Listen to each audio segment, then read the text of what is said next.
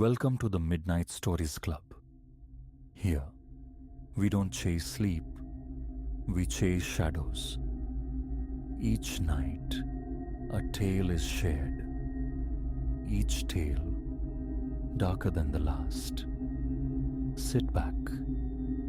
Light fades. The stories begin.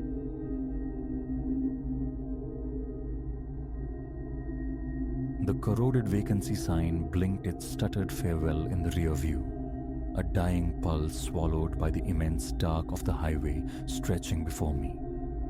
Beside me, the new passenger, a gaunt silhouette folded into the seat, emanated a jittery unease. I'd offered lifts before, countless souls adrift on the asphalt sea.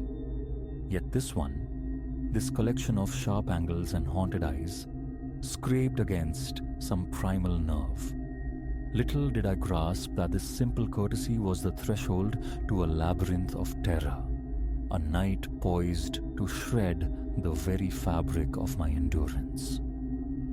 Silas, that's the name I answer to. For the better part of 10 years, the continent's veins, its highways and byways, have been my veins too. It's an addiction, this endless ribbon of road, the hypnotic drone of tires, the landscape morphing like cloud shapes, the whispered promise of the unknown coiled just beyond the next curve. Strange constellations have wheeled overhead during my travels. Stranger apparitions flickered at the edge of my headlights. But the dark tapestry woven that night was spun from threads entirely new, entirely nightmarish. Midnight had bled into the small hours. The odometer clicked over another long mile. Hours of driving had blurred the desert into a monotonous grey scroll. Fatigue pressed heavy on my eyelids, a leaden weight the thermos of lukewarm coffee couldn't counteract. Then, materializing from the roadside gloom, a solitary figure, thumb stark against the void. A flicker of caution. The hour was late, civilization a distant memory. But the man looked spectral, almost surrendered, and I remembered well the hollow ache of being stranded. A shared vulnerability, a silent pact of the road. The car sighed to a halt, the passenger window whispering down. "Where to?" His voice, a parched rasp, answered, "Just up ahead a piece." He offered a name, Jonah. I gave mine, the lock clicking open like a final, irrevocable decision. Jonah slid in, bringing with him the faint, acrid tang of stale exertion and something else, metallic and unsettling, lingering beneath. Road crime, I reasoned, pushing the thought away as the car merged back into the desolate flow. Silence descended, thick and palpable, punctuated only by the engine's thrum and the radio's low static sigh. Attempts at conversation dissolved against his curt, oblique replies. He deflected questions about his past or destination, turning the interrogation back on me with unnerving focus. My route, my fuel stops, the rhythm of my journey. Mile after relentless mile unspooled. An insistent wrongness tightened its grip on me. Jonah's hands trembled subtly where they rested on his knees. His gaze, sharp and restless, kept flicking to the mirrors, scanning the empty blackness behind us, as if expecting phantom pursuers. "Everything all right?" The question hung in the charged air, my voice striving for casualness. His entire frame went rigid. "Fine," he bit out, the word sharp as flint. "Just keep the wheels turning." The atmosphere inside the car became suffocating, heavy with unspoken anxieties. Regret, cold and sharp, pricked at me. Picking him up felt like a colossal error in judgment, yet ejection here, into this swallowing void was unthinkable. That's when the reflection bloomed, pulsing red and blue lights painting the cabin in garish strokes. A patrol car. Relief surged, a sudden cleansing wave. Whatever demons plagued Jonah, the law's arrival surely signified a return to normalcy. But as my foot eased off the accelerator, Jonah's hand clamped onto my arm, fingers digging in with startling force. "Don't stop!" The whisper was raw, laced with sheer panic. "You stop! We're both ghosts." My pulse hammered against my ribs. "What? It's the police!" A harsh bark of laughter, devoid of humor, escaped him. "That's no cop, believe me. Now drive!" Logic screamed against it, but instinct, primal and overriding, slammed my foot down. The engine howled in protest as we surged forward. Behind us, the pursuing vehicle matched our acceleration, its siren erupting into a predatory wail. "What in God's name is happening?" I yelled, my knuckles bleached white on the steering wheel. Jonah fumbled inside his worn jacket, producing the dull gleam of metal. A gun. Ice water flooded my veins. Explanations later, he commanded, his voice tight. "Right now, shake them." My reality fractured. A simple act of roadside charity had detonated into this high-octane nightmare. But with cold steel inches away and an unknown menace screaming at our bumper, choices evaporated. The pedal met the floor. What ensued was a frantic ballet of survival on deserted asphalt. We devoured the highway at speeds that blurred the world outside into streaks of grey, the phantom cruiser glued to our tail. Jonah, a frantic navigator of chaos, urged more speed, barked directions onto obscure turnoffs, his paranoia a tangible force field. Time dissolved into pure, focused terror. Keep the car on the road. Keep the pursuer at bay. Eventually, after an eternity compressed into frantic minutes, the flashing lights vanished from the mirror. We'd lost them. I wrenched the car onto a desolate shoulder, the engine ticking violently, my own hands shaking too badly to twist the key. "All right," I gasped, turning to face him. "Answers, now." Jonah remained still for a long moment, the gun still clutched, a tremor running through his hand. Then, the words began to spill out, a narrative so baroque, so steeped in shadow, that I'd have dismissed it as delusion had the ghost siren not still echoed in my ears.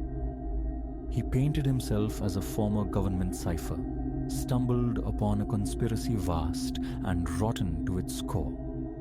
The entity hunting us? A clandestine network, he claimed, its tendrils woven through every branch of power. "They're everywhere," he breathed, eyes scanning the darkness beyond the windshield. Local cops, feds, the agency. Trust no one. I have proof, Silas. Proof that could shatter their whole damn world. They won't let me deliver it. I sat suspended, trying to reconcile the man beside me with the story pouring from him. Part of me screamed delusion, yet the chase, the sheer, undeniable reality of the pursuit, argued otherwise. So, what's the next move? The steadiness in my own voice surprised me. Jonah consulted his watch, his brow tight with calculation. Keep moving. Got a contact, few hours out. Reach them. We might just breathe again. My options felt impossibly narrow. Bolt. With the gun. With the very real possibility of those hunters still out there. A fool's gamble. And if Jonah's insane tale held even a sliver of truth, I was already submerged. Might as well swim for the far shore. Through the remaining darkness we drove, hugging forgotten back roads, every pair of approaching headlights a potential threat, every rustle in the roadside brush a jolt of adrenaline. Jonah's fear was contagious. Soon, I too was scanning the periphery, jumping at shadows. Dawn painted the eastern sky in bruised pastels as we limped into a small, anonymous town.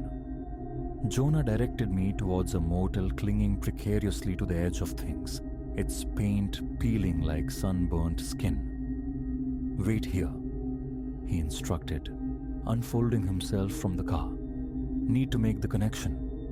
I watched him vanish into a numbered door. The minutes stretched taut and agonizing, swelling into an hour, maybe more. A knot of wrongness tightened in my gut. Impulse overriding caution, I slipped out of the car, moving stealthily towards the room. Near the door, voices drifted out, Jonah's and another, sharp-edged, unfamiliar. An argument. "You dragged an outsider into this?" The new voice spat. "Are you compromised?" "No choice," Jonah countered. "But it's handled. I'll neutralize the variable." My blood turned to slush. The fool wasn't them. It was me. I spun to flee, but a hand fell heavy on my shoulder. I was staring into the dark eye of Jonah's pistol. "I am sorry," he murmured. And the baffling thing was, a flicker of genuine regret seemed to cross his features. "You heard too much." Time warped, stretching thin. My life didn't flash, but the road did. Endless miles unfurling, faces glimpsed in passing diners, sunsets bleeding across vast skies. An ending I wasn't ready to accept. Desperation, raw and untamed, surged through me. My fist shot out, connecting solidly with Jonah's jaw. He staggered, the gun barking harmlessly, the bullet singing past my ear. No hesitation, no second glance. I ran with the fire of survival scorching my lungs, heart hammering a frantic rhythm against my ribs. Shouts erupted behind me, the slap of pursuing footsteps echoing in the narrow street. But I possessed an advantage they couldn't match. This labyrinth of forgotten America, its alleys and back roads, was etched into my soul. I dodged through shadowed lanes, scaled chain-link fences, melted through the husks of abandoned buildings. Gradually, the sounds of the chase receded, swallowed by the waking town. Yet I didn't stop, couldn't stop, until the open highway stretched before me once more. By some grace of the road gods, the silhouette of an 18-wheeler materialized through the haze. I flagged it down, a wild-eyed apparition, breath tearing through my throat. The driver, a woman whose face held the quiet strength of countless miles, took one look at my disheveled state and swung the passenger door wide. "Trouble find you, honey?" she asked, her voice calm as I scrambled inside. A ragged nod was all I could manage. She asked no more, simply shifted gears, the big rig pulling away, leaving the town and its coiled secrets shrinking in the distance. As the miles accumulated, distancing me from Jonah and his shadowed world, relief warred with a persistent tremor of fear. I knew the phantom headlights might linger in my rear view for a long time, a constant question mark. Yet, as the adrenaline subsided, replaced by bone-deep weariness, a different understanding began to surface. The terror had been absolute, yes, but it had also forged something new within me, a resilience I hadn't known, a sharper instinct, a fierce, unyielding will to endure. The open road, my siren song, had always promised the unexpected. It had delivered profoundly and terrifyingly. Would I ever offer a ride to a stranger again? The question hung unanswered. But this ordeal wouldn't chain me, wouldn't silence the call. Because out there, beyond the reach of conspiracies and desperate men, the asphalt ribbon still flowed, shimmering with infinite possibility. And I was still here, still driving, still chasing that elusive horizon. As the rising sun ignited the sky in breathtaking violets and golds, a quiet certainty settled within me. Whatever lay beyond the next bend, whatever shadows awaited, I would meet them. I was, after all, a survivor. And the road, my dangerous, wondrous muse, was still singing my name.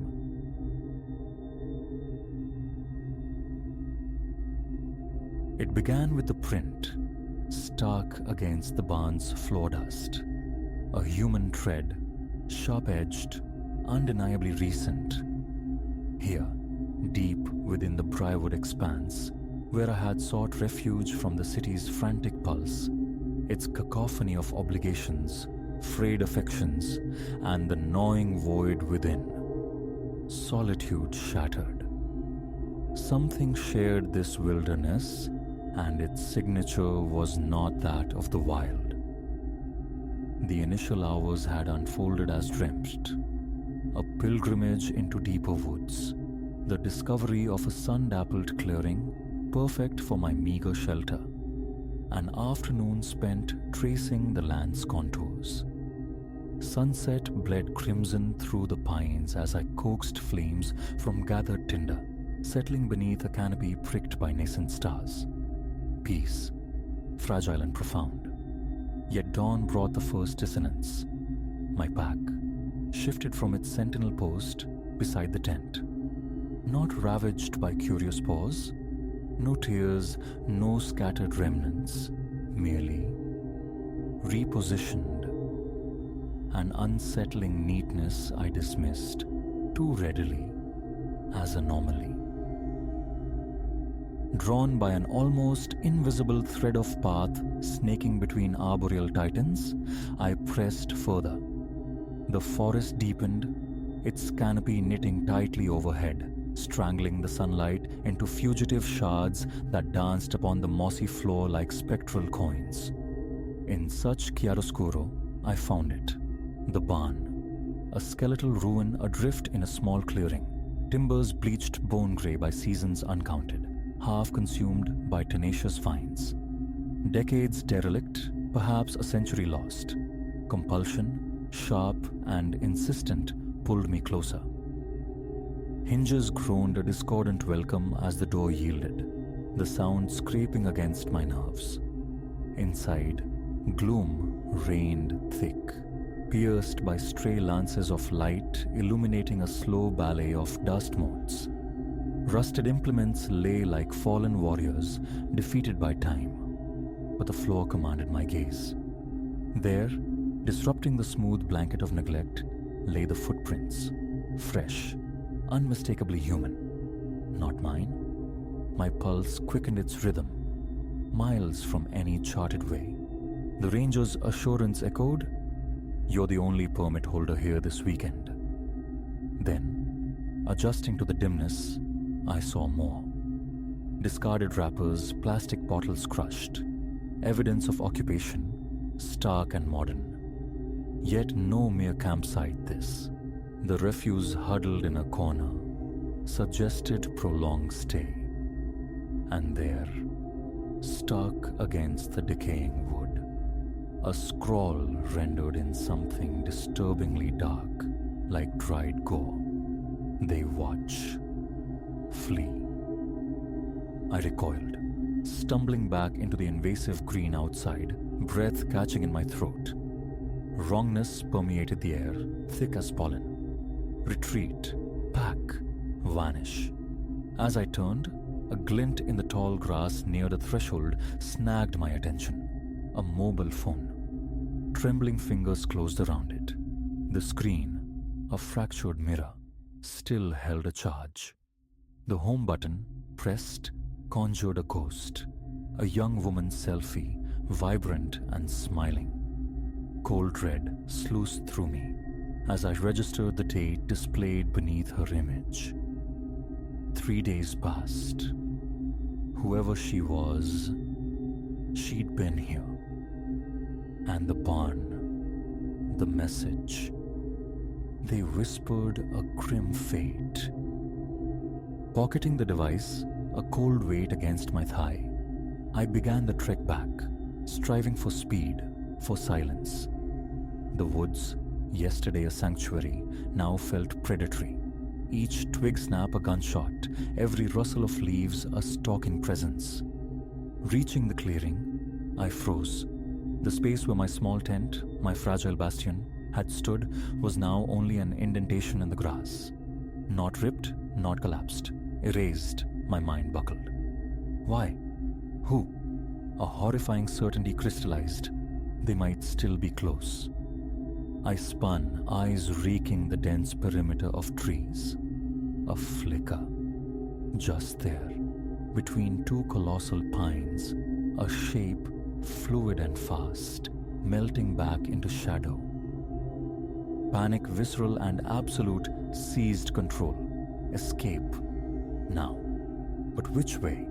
The frantic return had scrambled my internal compass. The forest presented an identical impassive face in all directions. I chose one, blindly, and ran. Branches lashed, unseen roots conspired to trip me, yet I plunged onward. Behind, the sound of pursuit. Heavy, crashing through the undergrowth, relentlessly gaining. Lungs aflame, legs screaming protest. I could run no further. I dove behind the broad trunk of a fallen giant, stifling ragged gasps against the rough bark. Listening, the forest held its breath, amplifying the thrum of my own blood. Then, snap. A twig breaking nearby. Another. Footfalls, measured, deliberate, drawing nearer. I held myself rigid, invisible. They stopped, impossibly close. Breathing, harsh and labored, stirred the air beside me. I see you, a voice rasped, low and gravelly. Hiding's pointless. We watched you come into our forest. Our forest? We? Show yourself, the voice commanded, an edge of menace sharpening the tone. Cooperate, and maybe you walk away. My thoughts scattered like startled birds. Run? Where? He knew this terrain, this labyrinth. Fight? Against what? Against whom? Weaponless, cornered. Yielding was the only currency I held. Slowly, hands raised, palms outward, I rose. All right, I managed, voice thin and unsteady. I'm coming out. No trouble, just lost. Emerging, I faced him. A man sculpted by wilderness and deprivation. Clothes in tatters, beard a tangled thicket, but his eyes, they were the horror. Wide, blazing with a manic fervor. Lost? He spat the word. Nobody gets lost here. You're one of them, sent to spy, to drag us back. No, I insisted, striving for calm I didn't feel. Just camping. I found a phone, back there, at the barn. His eyes flared at the mention of the phone. You found it. Liara's phone. Give it. He lunged, hands scrabbling at my pockets. I staggered back, tripped, hit the earth hard. The phone skittered across the leaf litter between us. He snatched it, clutching it possessively. She warned us, he muttered, gaze distant, locked onto the cracked screen. Said they'd never stop looking. But we stopped her, didn't we? Yes, we did. The implication struck like ice water. Liara, the smiling face, what had they done? Look, I pleaded, scrambling upright.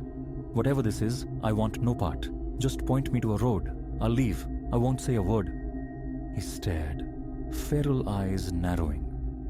A beat of silence, Then a laugh erupted, harsh and devoid of humor, swallowed by the trees. "Leave," he echoed. "You think you can leave now? After what you've seen? No, you're staying. The family always needs new blood." Before comprehension could fully dawn, a stunning blow landed from behind. The world swam, fractured.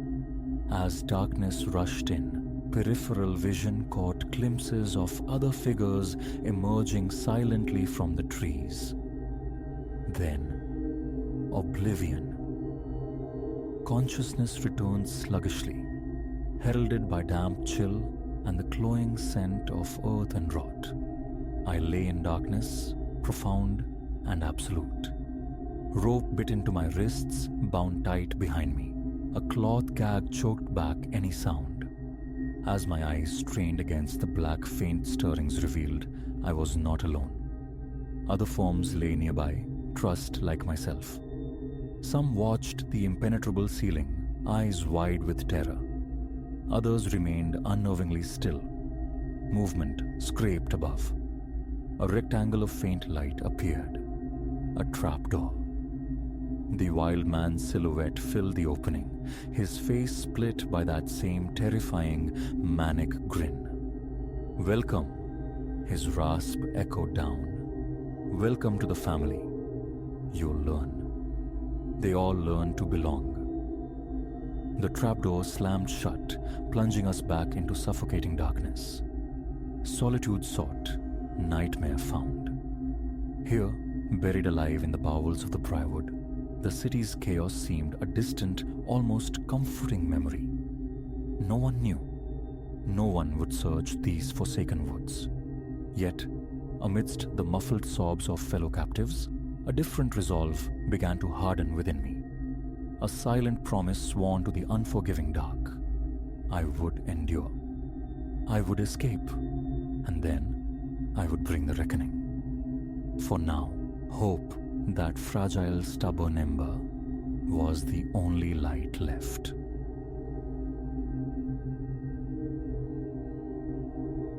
The path simply dissolved. One moment, a discernible track beneath our boots. The next, nothing but undifferentiated forest floor. Trouble announced itself not with a shout, but a whisper of misplaced leaves. Yet, the true gravity, the appalling depth of our predicament, only crashed down when the sun bled out beneath the ridgeline, unleashing a darkness that wasn't merely an absence of light, but a palpable, breathing entity humming with ancient malice. An intended stroll through nature's gallery had warped into a desperate scramble against the inexplicable, against shadowed hunters that slithered at the edges of our perception. They call me Elias. For years, these woods were my sanctuary, a place whose contours and secrets I presumed to know as intimately as my own skin. Such arrogance, a fatal sort of pride, fueled my invitation to Lena and Julian. They were novices, their boots barely broken in, but I'd painted a picture of effortless trails, breathtaking panoramas, a simple escape from the city's relentless thrum. We began under a sky-scrubbed clean, the morning air sharp and invigorating, thick with the resinous perfume of pine and the rich scent of damp earth.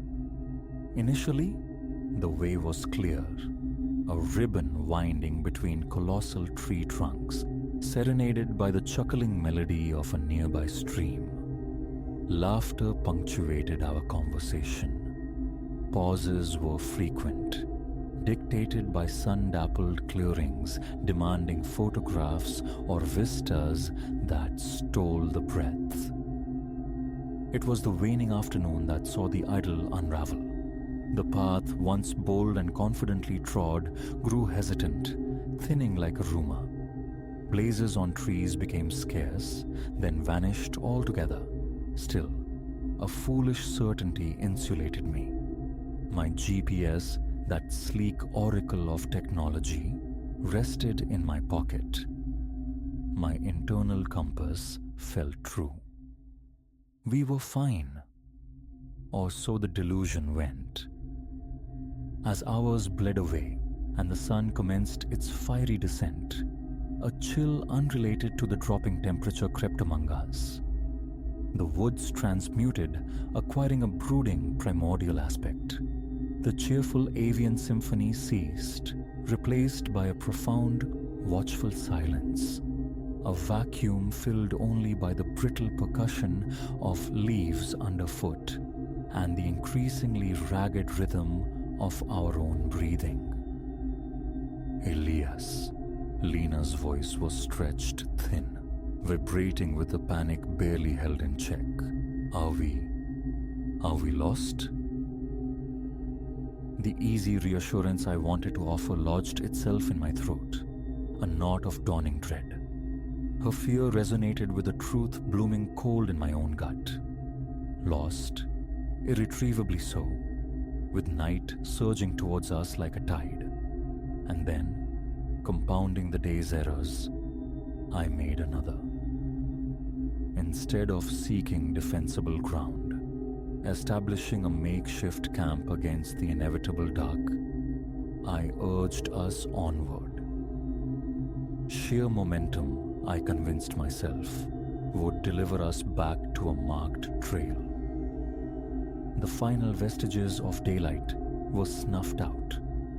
The forest plunged into a profound, suffocating blackness. We snapped on our headlamps, their beams slicing the gloom like desperate scalpels.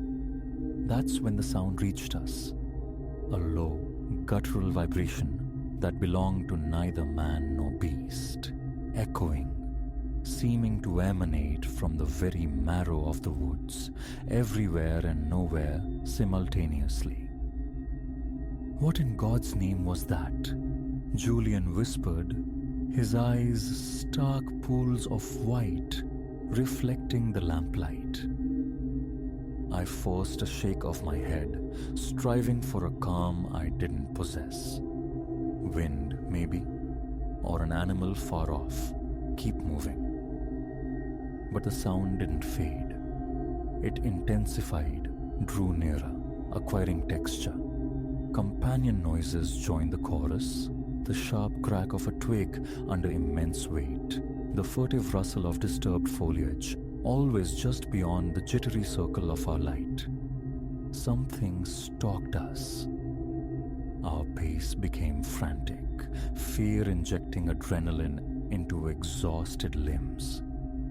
My headlamp beam danced a manic pattern as we stumbled, half running, through grasping undergrowth.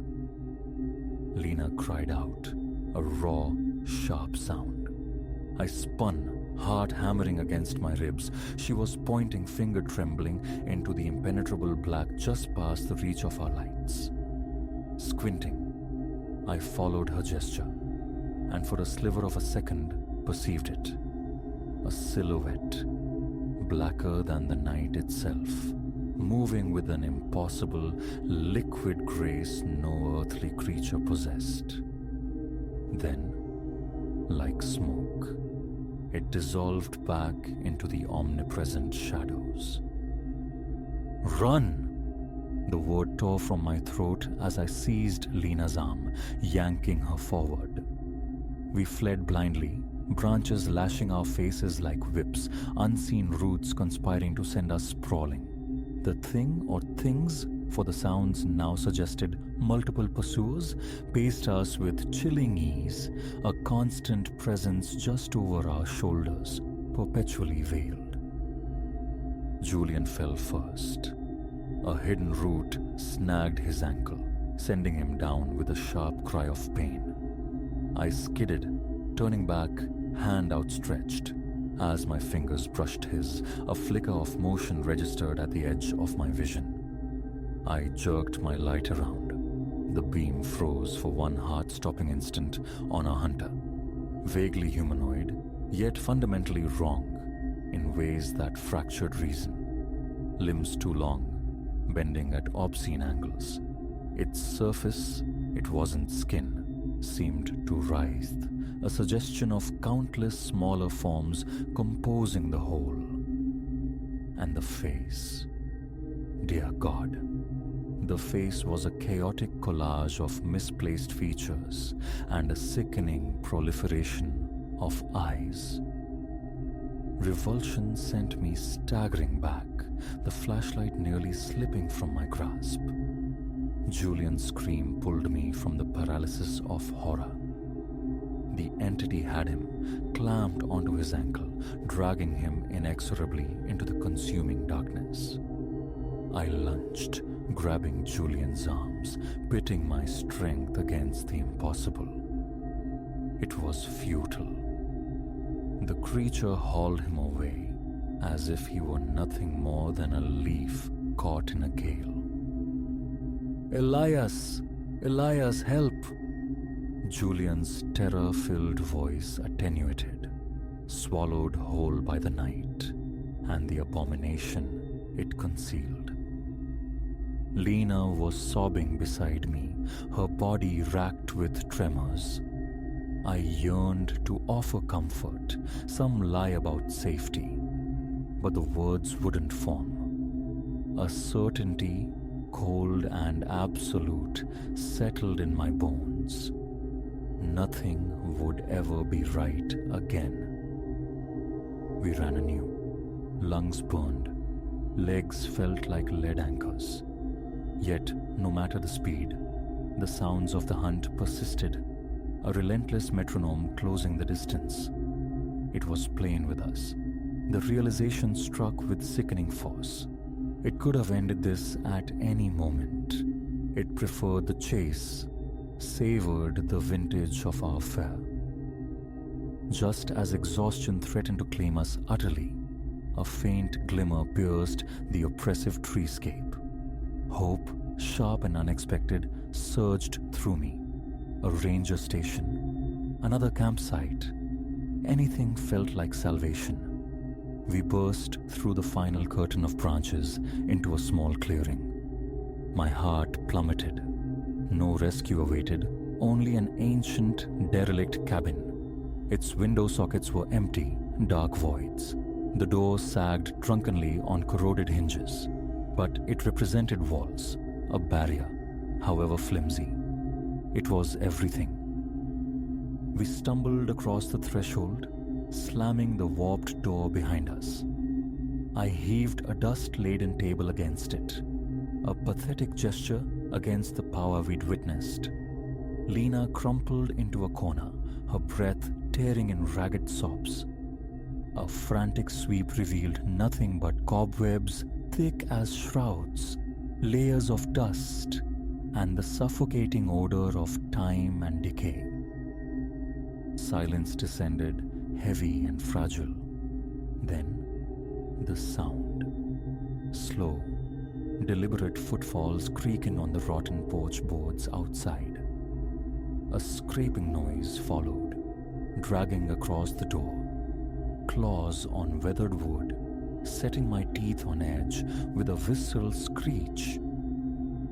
"Make it stop," Lena whimpered, burying her face in her knees. "Please." If only I could.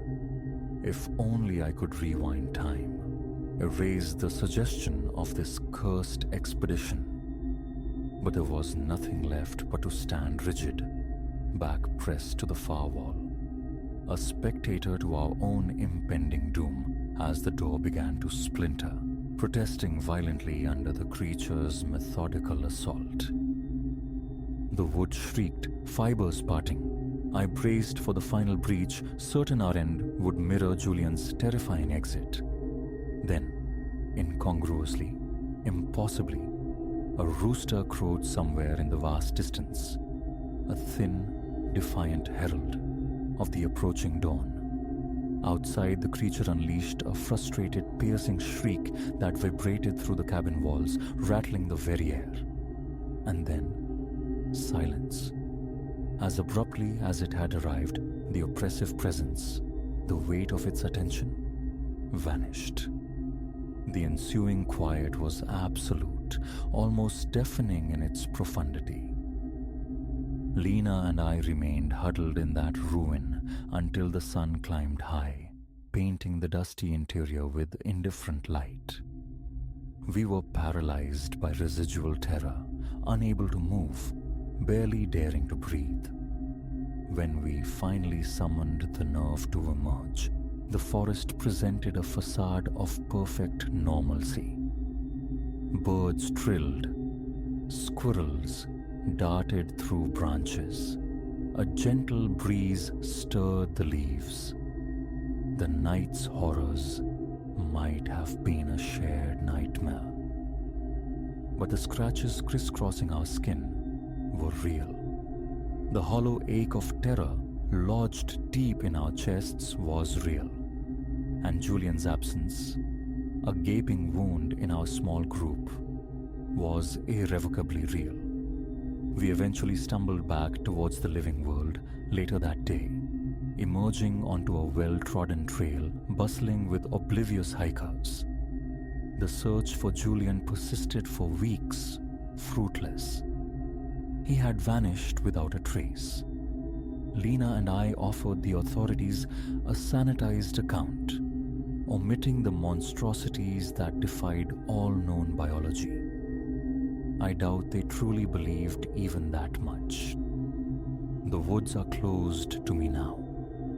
Even stepping into my own garden after sunset triggers a cascade of remembered fear. I know, now, what waits in the deep shadows when civilization's thin veneer peels away. I know that the night belongs to them. And sometimes, when the wind sighs through the trees just so, I hear it. That low, guttural thrum that is neither human nor beast. A chilling reminder that the nightmare never truly ended. That somewhere, in the darkest heartwood, it waits, it watches, and perhaps it remembers the taste of fear and remains hungry.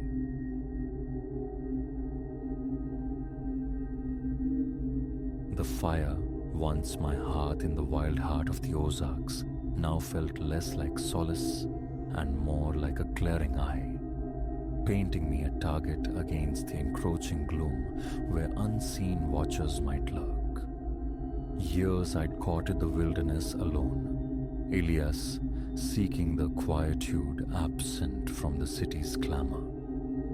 This pilgrimage promised sanctuary, a week woven from pine scent and celestial silence, meticulously planned, eagerly begun. Days unfolded in serene succession. I pushed deeper into the backcountry, each campsite a tableau of natural perfection, beside resonant streams or on wind-swept crests affording vistas that stole the breath. The elements conspired in my favor. Crisp nights yielding to sun-drenched afternoons. Exploration filled my hours, the naming of flora, the quicksilver flash of trout hooked for supper. Evenings by the flames, under skies thick with diamond dust stars, delivered a profound tranquility. Then, the fourth day unveiled a discordant note. Along a path less trodden, where sunlight dappled through ancient oaks, 3 figures materialized from the green depths. Their worn denim clung like second skins, but it was the sudden, sharp focus of their gaze, a predatory stillness that sent a tremor through me. "Well now," boomed the lankiest, Jedediah, a grin playing on his lips but absent from his flinty eyes. Bit far from the pavement, ain't a stranger. I summoned a smile, striving for an even tone. "Just enjoying the hike? Magnificent country." The shortest, Silas, whose face vanished behind a thicket of beard, spat deliberately onto the leaf litter. "Ain't nobody's country special. Belongs to all, right fellas?" The third Caleb, hitherto a silent presence, shifted forward, His movement held a coil tension that kicked my pulse into a frantic rhythm. Thing is, Caleb finally spoke, his voice a low rasp. Some city folk forget themselves out here.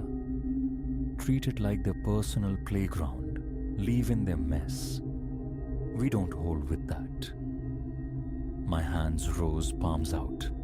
Understood completely. Leave no trace always. Pack it in, pack it out. I respect this place immensely.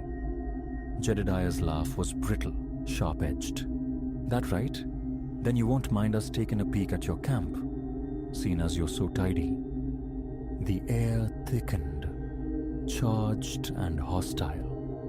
This wasn't about conservation. It was provocation. And I, adrift in their domain, was the chosen recipient. Camp's miles back that way. I deflected, gesturing vaguely behind me. Just outstretching my legs today. Happy to show you my tracks if you want to backtrack. Silas closed the distance, invading my space, bringing with him the sour tang of sweat and something sharper. Raw spirits, perhaps. Why's that sound like a lie? He growled, leaning in. Don't like liars much round here, city boy. My thoughts scrambled for an exit strategy. Outnumbered, my trekking pole's flimsy defense and lost if I fled. They knew these woods intimately. Look, I attempted, battling the tremor in my voice. A misunderstanding surely. I don't want trouble. Let me just turn around, head back, and we'll forget this. But Caleb surged, his hand clamping onto my shirt front. You ain't going nowhere, he snarled, his face inches from mine. Not till we impart some respect for folks' territory. Instinct detonated. A sharp upward drive of my knee found flesh. He gasped, folding inward.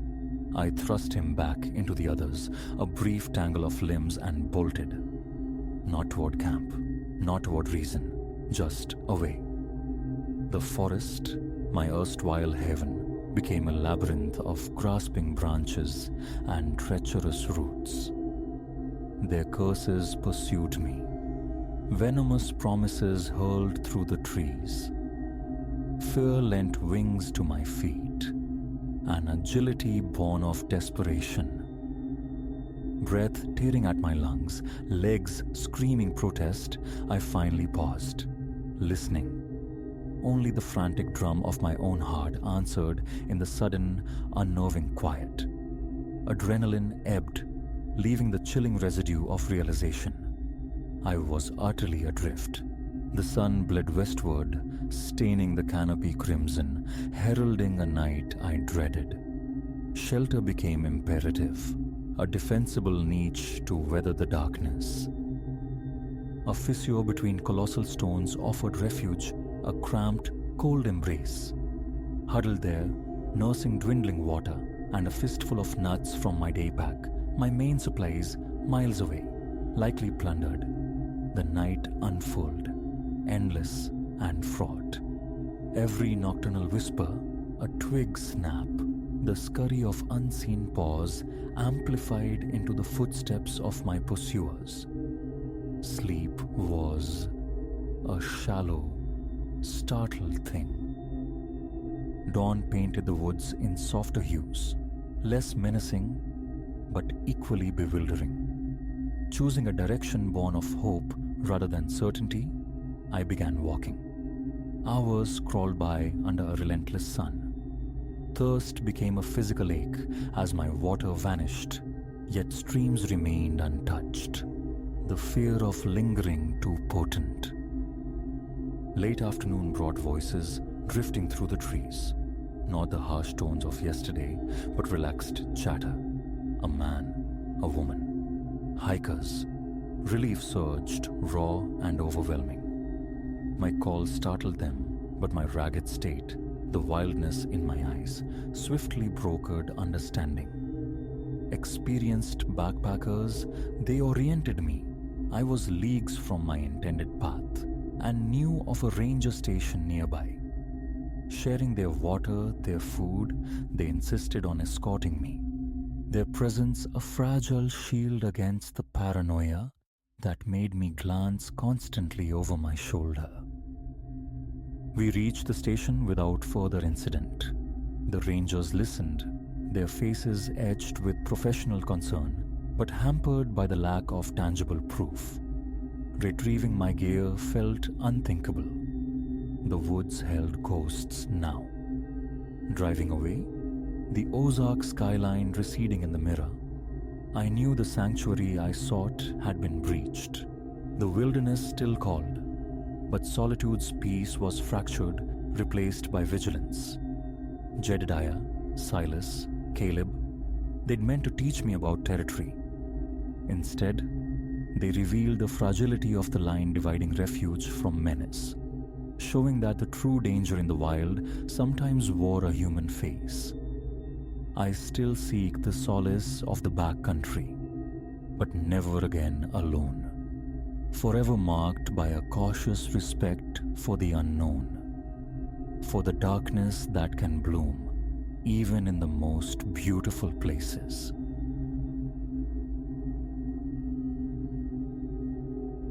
This particular apartment, I pursued it for the promise of quietude, a hushed haven to shed the day's clamor. A stark online notice, a swift viewing, the lease inked almost before the door clicked shut behind me.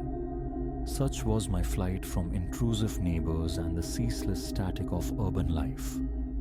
Here, I envisioned sanctuary. It presented itself cleanly enough, its scent unremarkable, the building itself a study in deliberate plainness.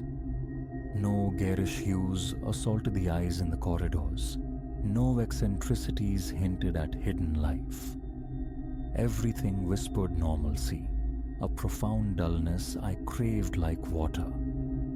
That comforting austerity, however, proved ephemeral. Move-in day dawned on a Saturday. My possessions amounted to little. A settee, a narrow bed, a single table flanked by 2 chairs. Utensils rattled sparsely in the box. Clothes filled only a few cartons. I'd hauled it all myself, unwilling to orchestrate the small ballet of movers.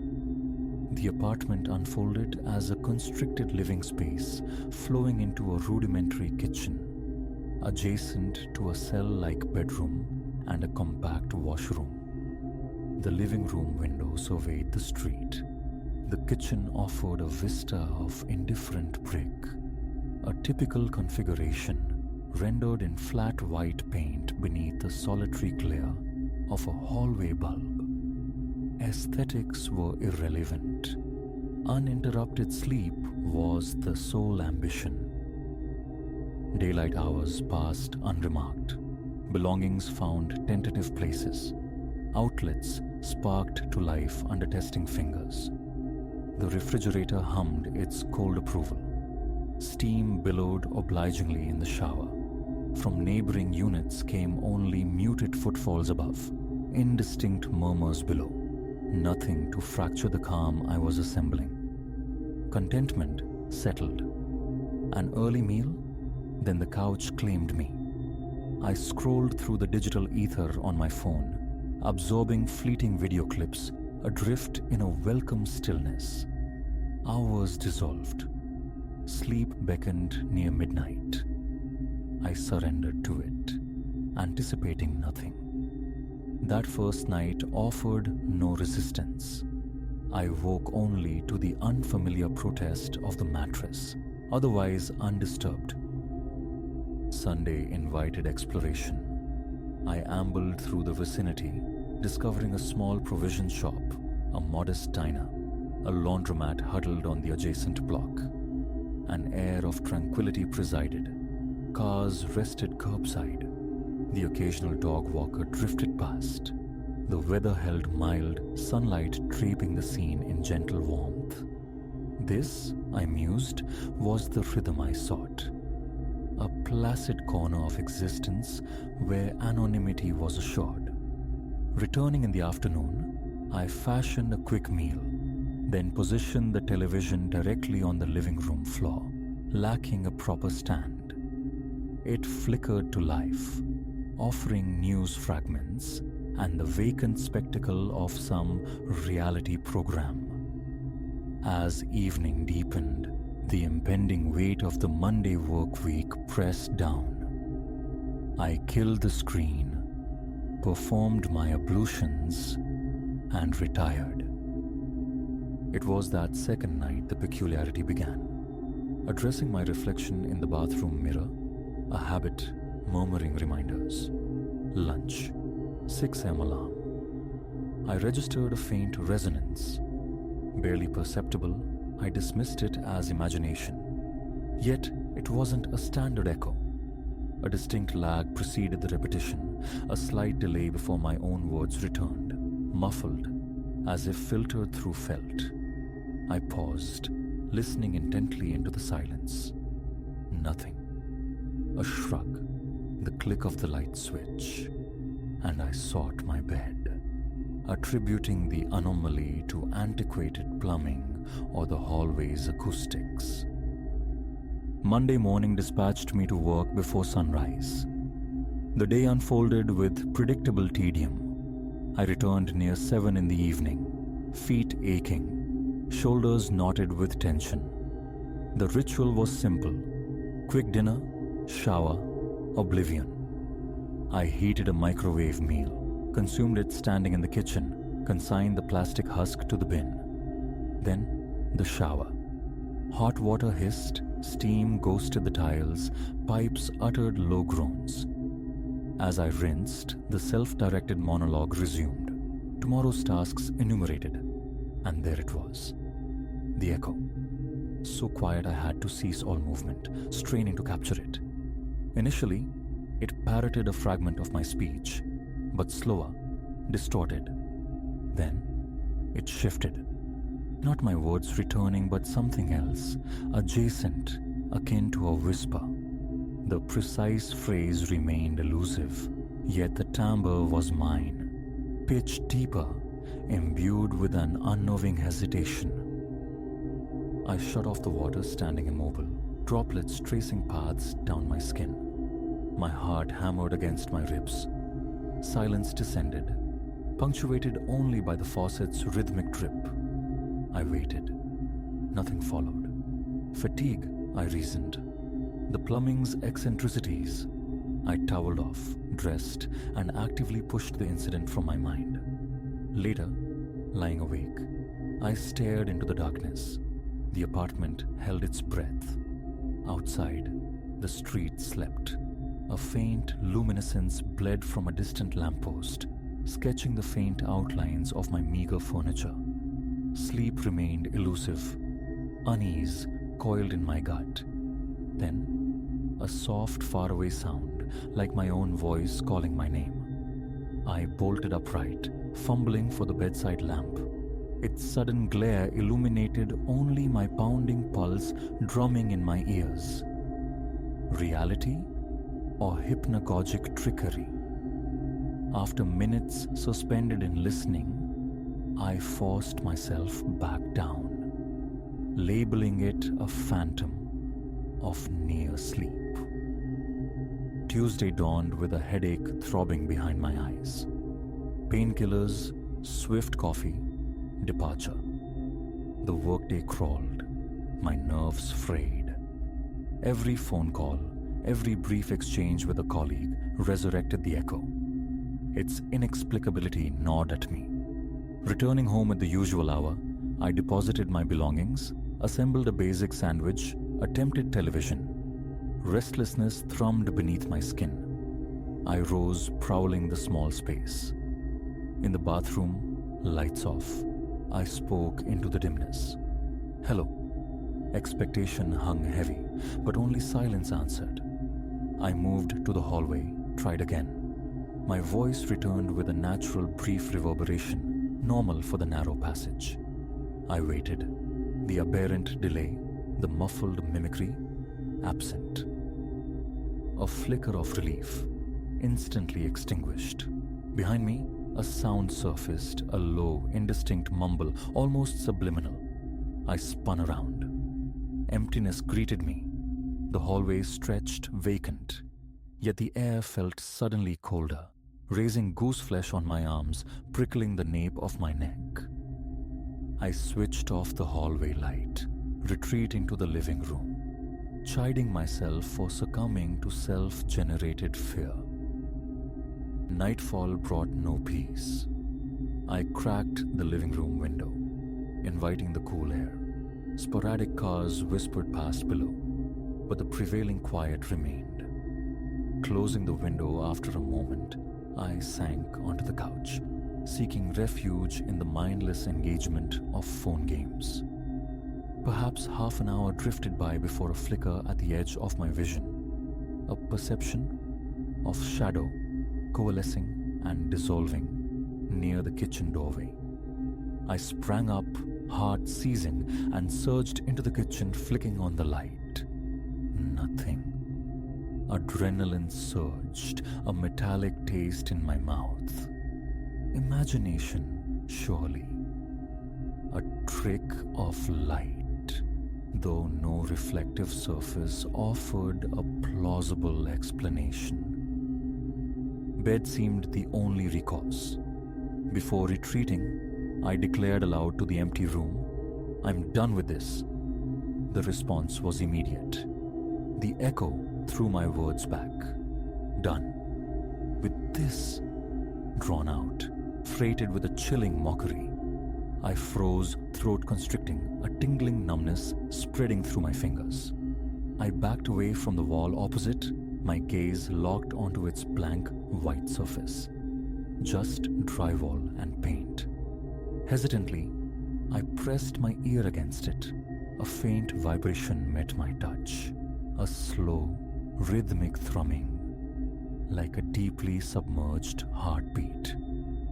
I recoiled as if burned, nearly dropping my phone. Without further thought, I fled to the bedroom, shut the door, and turned the lock. Blankets pulled high, I lay rigid, straining against the silence. Minutes passed undisturbed. Then, near the wall behind the headboard, it began. A soft thump-thump, a dull, metronomic pulse. My chest tightened, breath grew shallow. I shifted to the far side of the bed, seeking distance from the unsettling rhythm emanating from the wall. Real or imagined? It felt like a languid heartbeat, a biological impossibility that logic rejected, but fear embraced. Tentatively, I reached out, palm flat against the cool plaster, solid, inert. Yet pressing my ear close once more, revealed the undeniable gentle thumping from within. I scrambled back, sitting up, eyes wide in the darkness. Sleep became an insurmountable peak. Hours bled away in hyper-vigilant wakefulness until sheer exhaustion dragged me under. Morning arrived. Calling in sick felt like surrender, so I forced myself through the motions. Work offered no distraction. My thoughts circled obsessively around the echo, the pulse. Acoustic anomaly? Hidden device? During my lunch break, I considered researching online, but recoiled from the absurdity. What search terms? My apartment mimics me with a delay. Walls have a heartbeat. The notion felt humiliatingly unhinged. After work, a stop at the corner store for necessities felt like delaying the inevitable. Returning, forcing myself back inside the apartment, was an act of will. The moment I crossed the threshold, the sensation of being observed descended like a shroud. The overhead light in the living room flickered once, then held steady. The air hung thick and stagnant. I moved directly to the kitchen, unpacking groceries with mechanical movements. Turning back to face the living room, I attempted composure. Everything appeared ordinary. Dust motes dancing in the light, the couch unmoved, the television dark. Nothing outwardly amiss, yet my heart galloped against my ribs. A new resolve formed. Test the walls systematically. I began walking the perimeter, pressing my ear to each surface. Living room walls remained inert, silent. Kitchen, the same. The hallway, however, midway down its length, I detected it again. That subtle vibration, a low hum resonating from within. Placing my palms flat against the plaster confirmed it. Initially normal, then the soft, pulsing tremor returned. I snatched my hands away. I forced myself to speak. Hello. Silence stretched for a beat. Then, from the far end of the corridor, my voice returned. Quiet. Elongated. Hell. Lou. A rasp scraped beneath the vowels. Panic surged. I stumbled back into the living room, breath catching in my throat. Minutes later, trembling fingers dialed the landlord's number. Voicemail. I left a message, striving for nonchalance, mentioning a query about the building's construction. My voice betrayed me, thin and shaky, but I skirted the true issue, unwilling to sound insane. Call me back when convenient, I managed, then ended the call. I sat at the kitchen table, staring at the silent phone. Calling a friend felt impossible. My connections in this city were tenuous. Colleagues were mere acquaintances. The echo remained my solitary burden, amplifying the anxiety, the isolation. That night, I attempted sleep on the couch, the television murmuring on low volume, its pale light a meager defense against the dark. I drifted into a shallow doze, only to be jolted awake by a voice emerging from the speakers. Not the program I'd left on, but a wash of static, and woven within it, unmistakably my own voice, repeating my name over and over. I lunged for the remote, silencing the set. The static died, leaving only the ragged sound of my own breathing in the sudden, profound quiet. My chest felt banded with steel. I switched on the lamp, its abrupt glare stinging my eyes. I scanned the room, half expecting a figure lurking in the periphery. Nothing. Just the familiar confines, now charged with menace. I sat, rubbing my temples, trying to regain equilibrium. A few minutes later, the echo breathed from the hallway. Softly spoken, as if seeking attention. The words were indistinct, a murmur in my own cadence, but laced with a tremulous quality. Teeth clenched, I fought the urge to flee. Instead, a different impulse took hold. Confrontation. Slowly, deliberately, I walked into the hallway. The overhead light flickered again, casting erratic shadows. I stood midway, the bathroom door to one side, the bedroom to the other. Who's there? My voice, louder than intended, cracked the stillness, reverberating sharply. I waited, breath held. The reply came after its signature pause, but twisted. Who's there? Rendered with a wet, gurgling undertone. Nausea churned in my stomach. Sweat beaded on my forehead. I whispered, "Stop." The echo answered instantly. Stop. Flat, definitive, deeper than my own voice. My palms were slick, my mouth arid. Stepping forward, I reached out, fingertips brushing the wall. The slow pulse met my touch. Stronger now, undeniable. I jerked my hand back as if shocked. Without hesitation, I retreated to the bedroom, slammed the door, and threw the lock. A futile gesture, I knew, yet a necessary one. I sank onto the bed, breathing hard. The darkness felt suffocating. I switched on the bedside lamp. Its soft yellow glow illuminated rumpled sheets, a pile of clothes. Mundane details starkly contrasted against the rising terror. The walls remained quiet briefly. Then, behind the headboard, the gentle thumping resumed. I pressed my palms hard against my ears, a useless defense.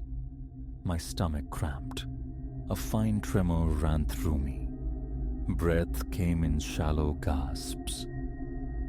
Eventually, resolve hardening, I retrieved a flashlight from the closet.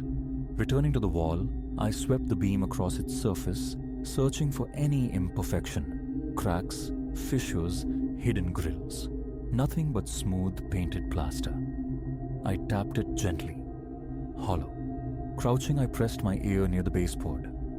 The pulse persisted, faint but steady, originating from deep within the structure.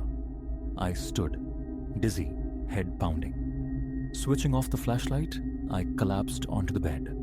Wakefulness became a vigil, punctuated by faint murmurs that seemed to seep from the very plaster around me, whispers just below the threshold of comprehension. The apartment felt sentient, breathing. I clung to the edge of reason, focusing only on the approaching dawn. Sunlight finally filtered through the curtains. Dressing for work felt like preparing for battle. Exhaustion weighed me down. My eyes burned. Limbs felt leaden. Passing through the living room, I noted the disarray of blankets on the couch. The air felt heavy, stale. Keys in hand, I exited the apartment, locking the door firmly behind me. In the stairwell, a wave of profound relief washed over me. The simple act of being outside the unit felt like surfacing for air. At work, my phone remained stubbornly silent. The landlord never called. As the day bled away, the prospect of returning grew into a monstrous dread. I lingered at the office, shuffling papers, engaging in pointless chatter. Finally, excuses exhausted, I drove home, each block increasing the knot of tension in my gut. Outside the building, I hesitated, staring up at the darkened rectangle of my window.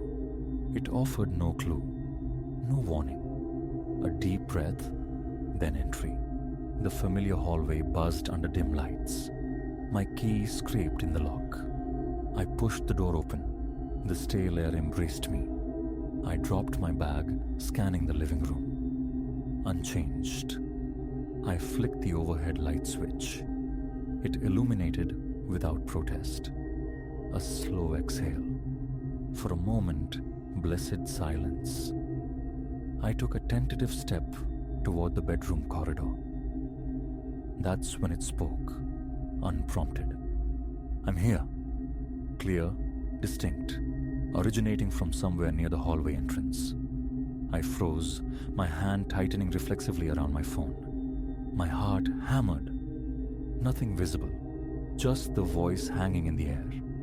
I swallowed against the dryness in my throat, unable to form a response.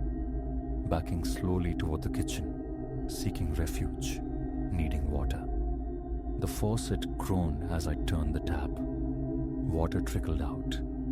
I splashed my face, desperate for grounding. Then, the voice again, closer now, seemingly from the living room itself. Face. Me. The words fractured, tremulous. I gripped the sink's edge, staring blindly at the water. Pulse erratic. Turning off the tap, I poured a glass, my hand shaking, spilling droplets on the floor.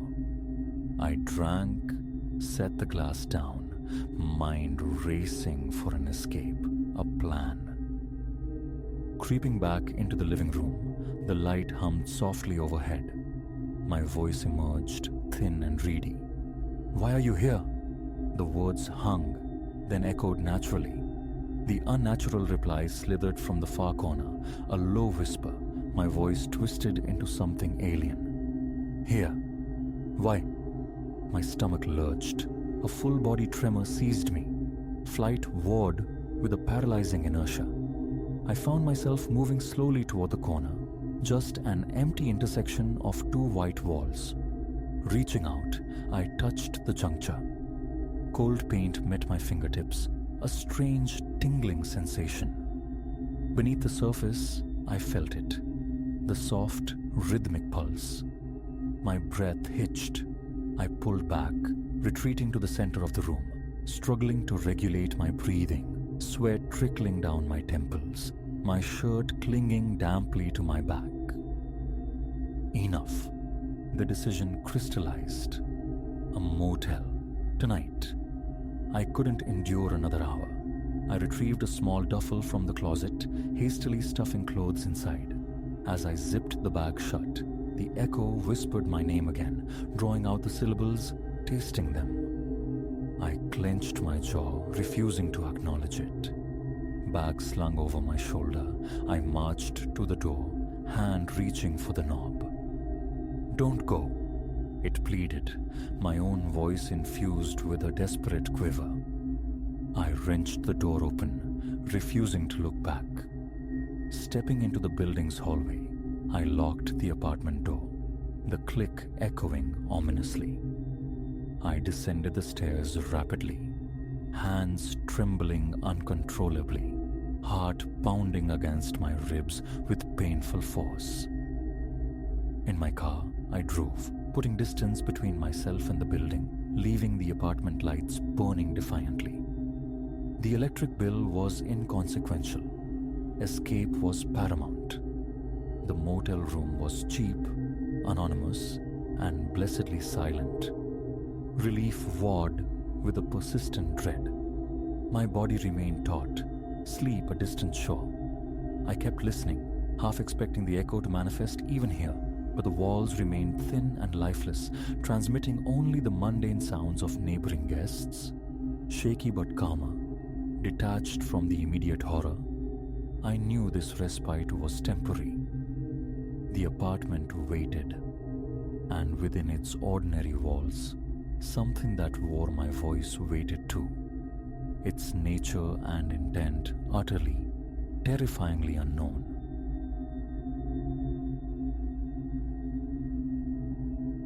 Here, ensconced within the fragile sanctuary of my living room walls, the sound insinuates itself again.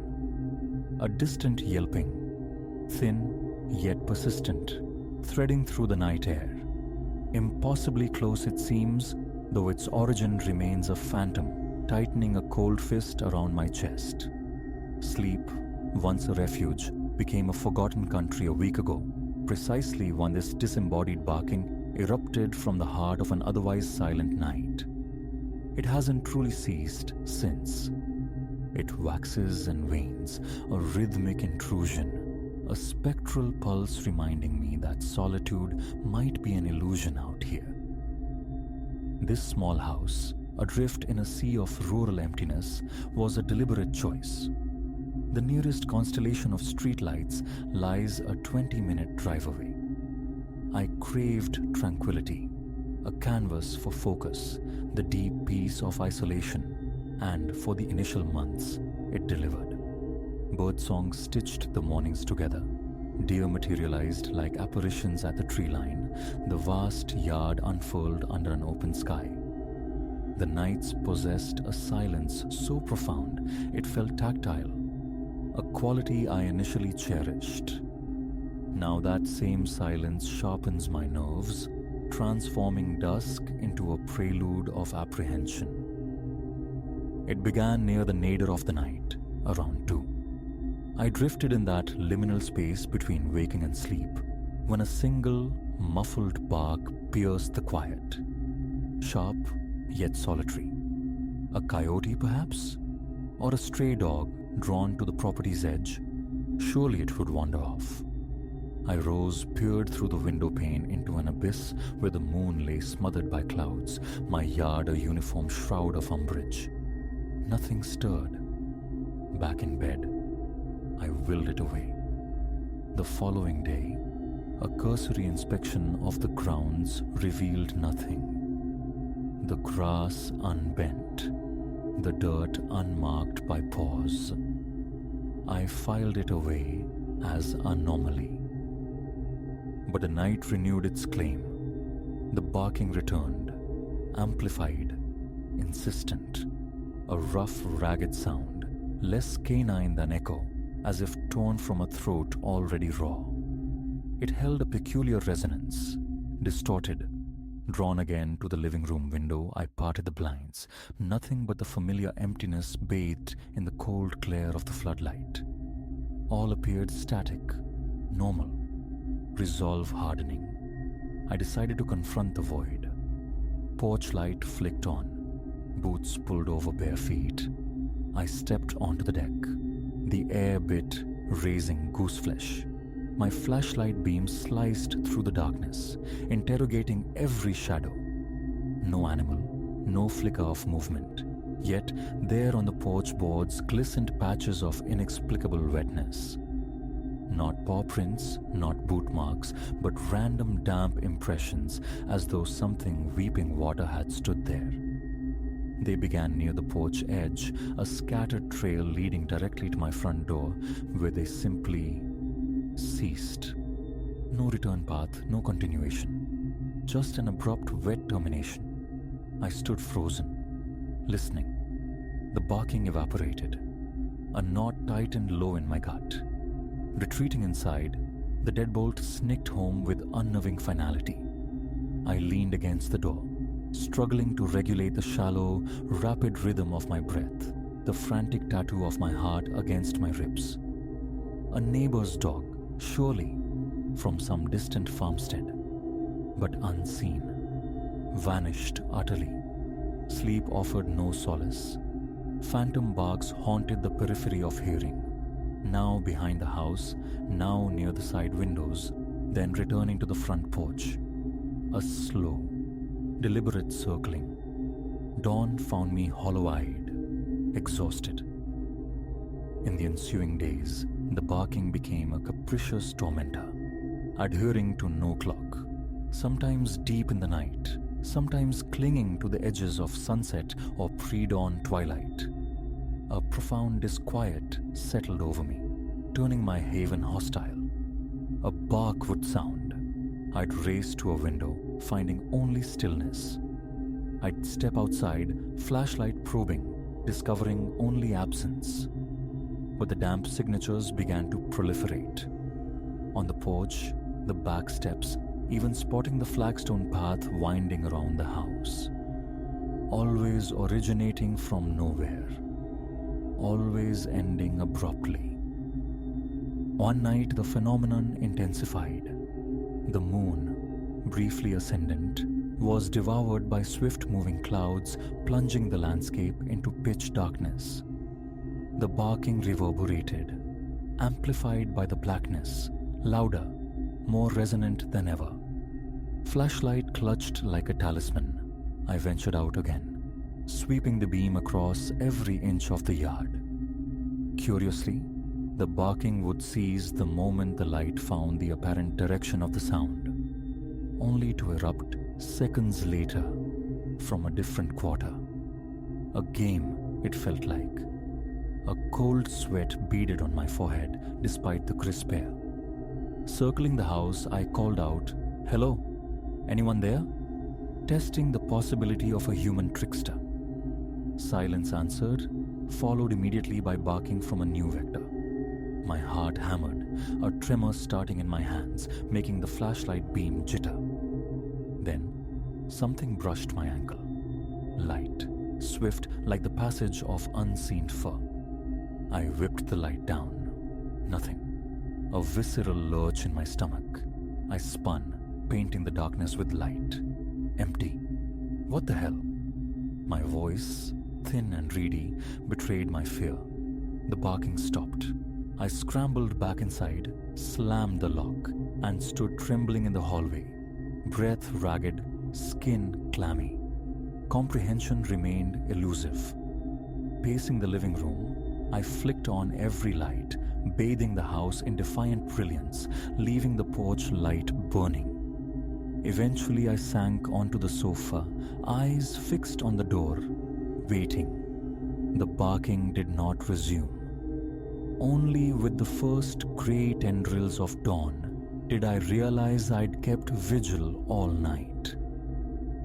The following evening, I armed myself. A camera mounted on the front porch, aimed outward. Another watching the back. Evidence. That was the key. The thought of calling animal control felt absurd. How to describe spectral barking and ephemeral dampness that mimicked no known creature?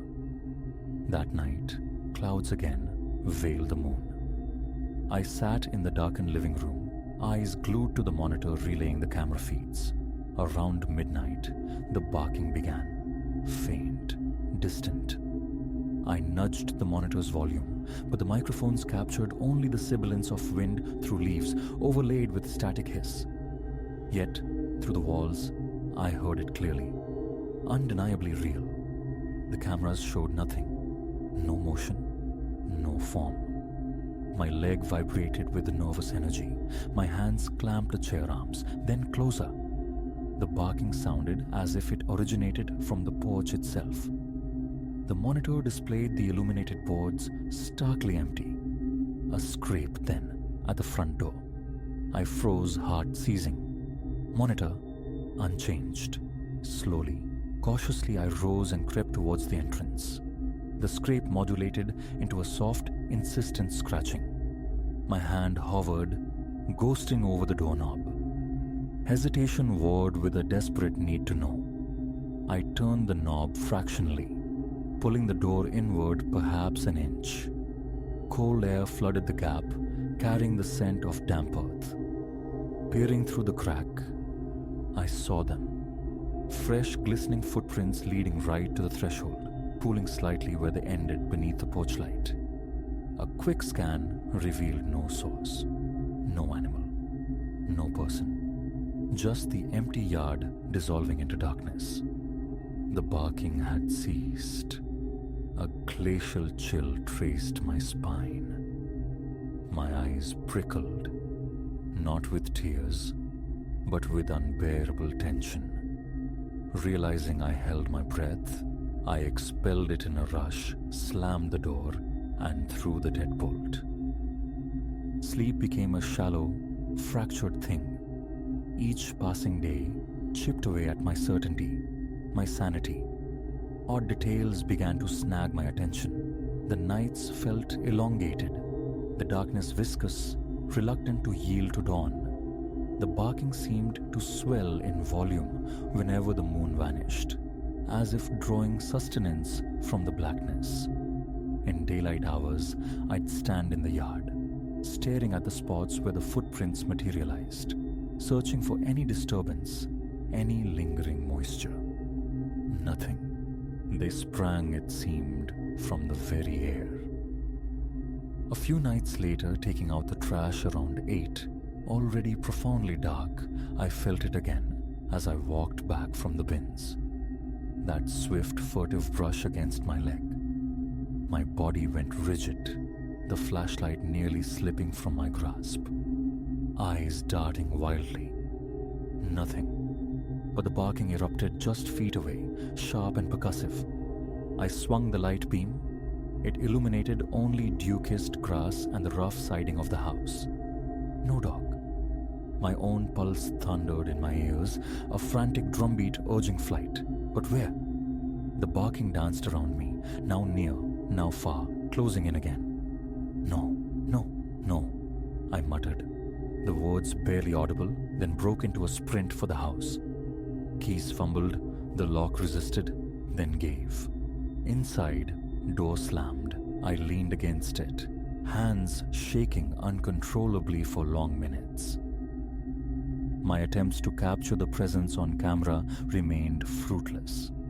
Hours of footage reviewed each morning yielded only ambiguous flickers, shadows behaving oddly, never anything definitive.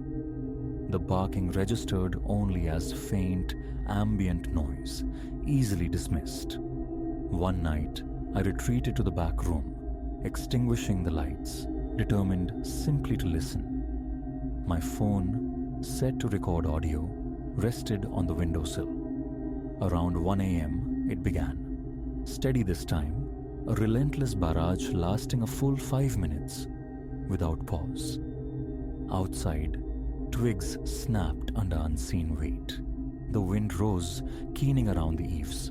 The barking intensified, seeming to press against the very window pane beside me.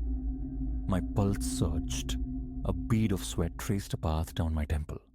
Then, a growl, low, guttural, vibrating through the glass. The hairs on my nape prickled upright. I shot to my feet but remained rooted, muscles locked, breath held captive, waiting in the suffocating dark.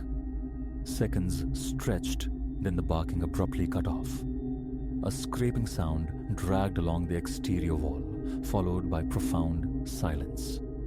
The audio playback the next morning was chillingly clear. The barking, the growl, loud, undeniable, yet devoid of context, starting and stopping without reason. The recording offered proof, but no answers. A creeping dread became my constant companion. Each nightfall was a question. Would it happen? And the answer was always yes. Sometimes brief, a single startling bark. Other times, a protracted siege that left my stomach in knots. Days later, late afternoon, I was mending a loose board on the back porch. Distant thunder rumbled, heralding an approaching storm. The sky bruised, the wind gathering strength. Hurrying, I hammered the final nail. As I straightened, a sudden, intense cold bloomed behind me. I spun, expecting a rogue gust, but saw instead a single, perfectly formed wet footprint directly before the back door. It glistened, freshly made. I recoiled, my breath catching. The sky groaned again. No dog. No person. Nothing. My thoughts scattered like leaves in the rising wind. Gathering my tools, I retreated inside, locking the door. The repair unfinished. That night, the barking returned, with terrifying ferocity, frantic bordering on hysteria. The storm broke, rain hammering the roof, wind shrieking. The barking became interwoven with the tempest's roar, yet distinct, piercing through the chaos. I paced the living room, drawn repeatedly to the window. Lightning flares offered strobe-lit glimpses of the yard. Empty. Then, another scrape at the front door. My heart leaped. Creeping close, I pressed my ear to the wood. A low whimper reached me, instantly followed by a sharp bark. The doorknob vibrated beneath my ear, a tangible pressure from the other side. Another lightning flash illuminated the porch through the side light window. A fleeting shadow flickered past the light, then vanished. I jerked back, hand trembling, legs unsteady. Thunder shook the house's foundations. The doorknob rattled once more, violently, then stilled. I waited in the charged silence, scarcely breathing. The barking migrated, muffled now, to the side of the house. Gradually, it subsided, swallowed by the receding storm. Hours later, an eerie calm descended. The rain reduced to a whisper. Stepping outside into the heavy, saturated air, I surveyed the storm's aftermath. The porch was drenched, and strewn across the wet wood were more footprints. Scattered, chaotic, leading nowhere. I followed a trail down the steps. They vanished into the sodden grass a few feet from the house. I stood there, clothes clinging damply, scanning the dripping yard, the sound of my own ragged breathing loud in the quiet. My arms felt strangely numb. Something was out here, unseen, untouchable. Night after night, the barking persists, sometimes a solitary eruption jolting me from uneasy sleep. Other times, a relentless chorus twisting my insides. I've caught myself whispering into the darkness, "Go away. as if pleading with a sentient force. Leaving food scraps yielded nothing. They remained untouched. Sprinkling flour on the porch captured only those same bewildering wet patches terminating at my door. And so I sit now, listening. The barking coils around the house. It isn't stopping. The moon is lost again behind an impenetrable shroud of cloud, and the night stretches before me, vast and menacing. My throat is parchment dry. Tension locks my shoulders, radiates down my arms. My gaze flits constantly towards the windows, anticipating a flicker of movement, a shape coalescing from the gloom. What does it want? Where does it retreat? Each foray onto the porch reveals fresh signatures of its passage. Each attempt to follow leads only to their dissolution. Some nights, the phantom brush against my legs returns, a fleeting contact with the void. Leaving feels like surrender. Yet this house, my chosen sanctuary, has become a cage. I have nowhere else. I don't know how to silence it. I grapple with the chilling possibility that this is no mere animal. It feels closer now, bolder. The barking intensifies, the footprints grow more defined. The darkness seems to linger, bleeding into the edges of day. Sleep is a luxury I can no longer afford. I pace, I wait, I listen for the inevitable diminuendo that signals temporary reprieve. Tonight, it comes in staccato bursts, now behind the house, now scratching near the threshold. A primal tremor runs beneath my skin. My heart refuses peace. Dawn feels impossibly distant, the darkness infinite. The barking continues, unwavering, and every fearful glance outside confirms the terrifying emptiness, save for those glistening tracks that bloom from nothing. Something is out there. It demands my attention. Its purpose remains shrouded, but its presence is undeniable, tightening its grip. I hear it now, closer, and the familiar tide of fear surges, cold and suffocating. My hands tremble beyond my control. This presence, this thing, inhabits my yard. It watches, it scratches, and I am alone inside, listening, paralyzed by the dread of what stepping outside might finally reveal.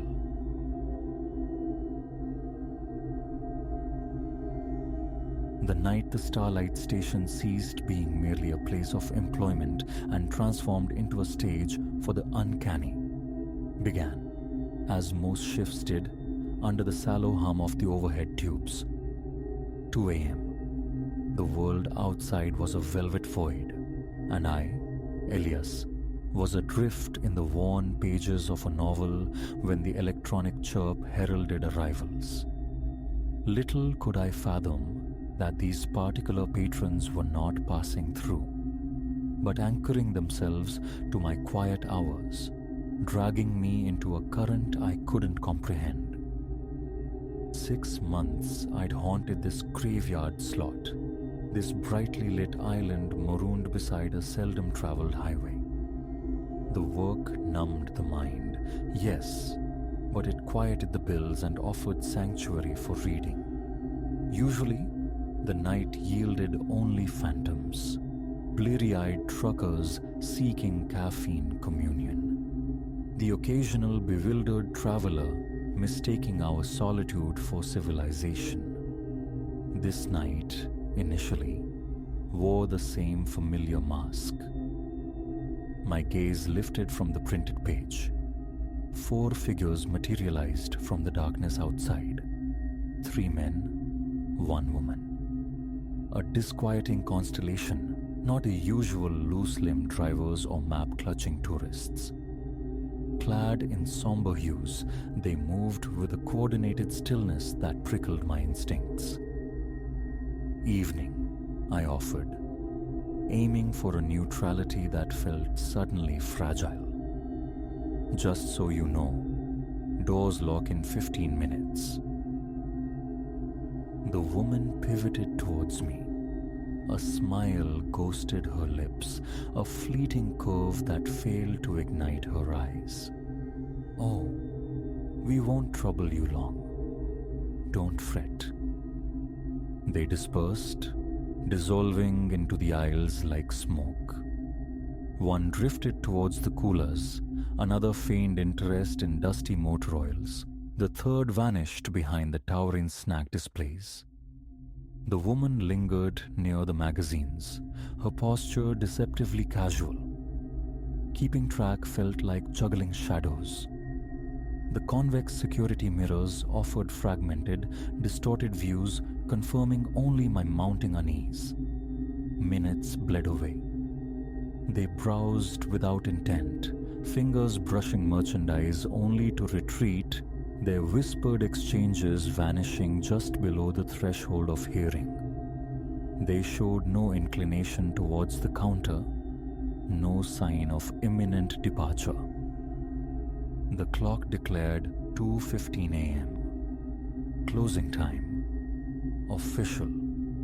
I cleared my throat, the sound unnaturally loud in the charged silence. "Folks, apologies, but the station is closed. I'll need you to bring your items to the front now." The tallest of the men detached himself from the gloom of the back aisle. He approached, his features obscured by the deep shadow cast by a dark baseball cap's brim. "We find ourselves not quite finished," he murmured, a voice like stones tumbling in a dry well. "Perhaps you could accommodate us, keep things running a little while longer." Ice traced a path down my vertebrae. This wasn't suggestion. It carried the weight of decree. I can't," I stammered, the words catching. "Policy? Management? I'd lose my position." He leaned forward, invading my personal space. The stale ghost of cigarette smoke preceded him. "I believe you misunderstand," he stated, soft yet absolute. "We are not leaving, and you are not contacting anyone. Is that clear?" My heart hammered against my ribs, a frantic drum I felt sure he must perceive. A mute nod was my only reply. He straightened, a flicker of something unreadable in his posture. "Good. Return to your book then. Act as if we are merely ambient." But how? 4 strangers held my small fluorescent world captive, their presence an invisible cage. My fingers twitched, hovering near the counter's underside, where the silent alarm waited. His warning echoed, not contacting anyone. Did they anticipate such measures? Was their scrutiny that absolute? The ensuing hours stretched into an eternity woven from dread and bewilderment. The quartet continued their strange occupation, drifting through the narrow lanes, murmuring intermittently, then lapsing into profound, shared silences. Occasionally, one would materialize at the counter, requesting cigarettes, demanding access to the locked beer fridge. Each time I obeyed, my hands trembling so violently the keys rattled against the locks. 3 o'clock bled into 4, then crawled towards 5. This waking nightmare, would it ever break? What was their purpose? Robbery seemed unlikely. The till remained untouched, the safe unmolested. It felt less like a hold-up and more like a vigil. But for what? At some point, the woman approached again. Unlike the men whose gazes slid past me, she met my eyes directly. "Your name?" she inquired, her voice unexpectedly soft, almost melodic. Elias, I managed. Her smile returned, this time tinged with something akin to warmth, though no less unsettling for it. Elias, she echoed, rolling the syllables as if testing their weight. Tell me, Elias, do you entertain notions of fate? Blinking, thrown by the philosophical detour, I faltered. I don't know. Never gave it much thought, I suppose. She leaned closer, her eyes holding mine captive. Perhaps you should begin, because fate, Elias, is the architect of this night. Fate positioned you here, behind this counter, in this specific station, precisely now. A fresh wave of cold washed over me. What are you implying? But she merely offered that enigmatic smile once more and drifted back towards the others, leaving me floundering in deeper waters of confusion and fear. Then, as the first fragile hints of dawn stained the eastern horizon, a new sound intruded. The low thrum of an approaching engine. My pulse leaped. Deliverance. A routine police patrol. The nascent hope withered instantly. A large black SUV with impenetrable tinted windows glided to a halt beside the pumps. A man in a sharp suit emerged, entering the Starlight station with an air of indisputable ownership. He offered a curt nod to the four occupants. Is it time? The tall man inquired. The newcomer affirmed. It is. Your part is concluded. And just like that, the strange energy shifted.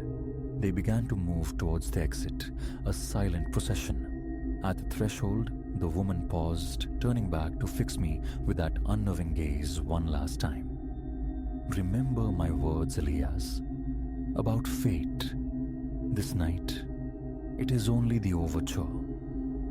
Then she was gone, swallowed by the dark interior of the SUV, which pulled away with quiet finality, leaving only the scent of exhaust and bewilderment. I stood rooted adrift in the sudden emptiness. Minutes passed. When my gaze finally found the clock, it registered 6:00 a.m., the end of my shift. As if summoned by the hour, my relief Marcus ambled in. He registered my pallor, my visibly shaken state. Rough one, Elias? He asked, frowning slightly. My mouth opened, poised to spill the impossible tale, then clamped shut. Who would lend credence? And what, precisely, had transpired? No theft, no physical harm. They had simply been. Yeah, I breathed out. Rough. Gathering my belongings felt like moving through water. The drive home was a blur. The woman's pronouncements, fate, overture, reverberating in my skull. In the weeks that followed, I obsessively scanned news feeds, searching for echoes of that night, for inexplicable crimes, for anything. Silence. The world proceeded oblivious. But I knew. It resided deep in my bones, manifesting as a newfound hypervigilance during my shifts, a compulsive scrutiny of every face that crossed the threshold. Exactly 1 month to the day after their visitation, I arrived for work to find an envelope tucked beneath my usual stack of paperwork. Inside, a single sheet bore an address and a time. Beneath them, 5 words froze the marrow in my bones. The next phase begins now. I stood clutching the paper, my thoughts racing, a vortex of denial and a strange, unsettling pull. One part of me screamed to discard it, to retreat back into the mundane. But a stronger, less rational part understood. Avoidance was not an option. Whatever force had commanded the Starlight Station that night had not released its hold, and I, Elias, for reasons utterly beyond my grasp, was entangled within its design. Pocketing the note, I began the familiar motions of starting my shift, yet everything felt alien. The predictable landscape of late-night solitude and well-thumbed novels had fractured. Ahead lay... what? Obscurity? Peril? Destiny? The answers remained veiled. But recalling the woman's insistence on fate, I knew, with chilling certainty, that I was irrevocably bound to find out. My ordinary existence had ended. Something extraordinary, and perhaps terrifying, was just unfolding.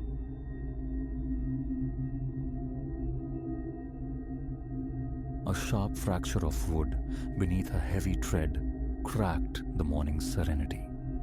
Elara and I became statues, porcelain mugs hovering near lips, gazes locked across the tiny porch of the cabin. We'd sought refuge here, a flight from the clamor, yet the world, armed and intrusive, had tracked us down. It was meant to be an idyll.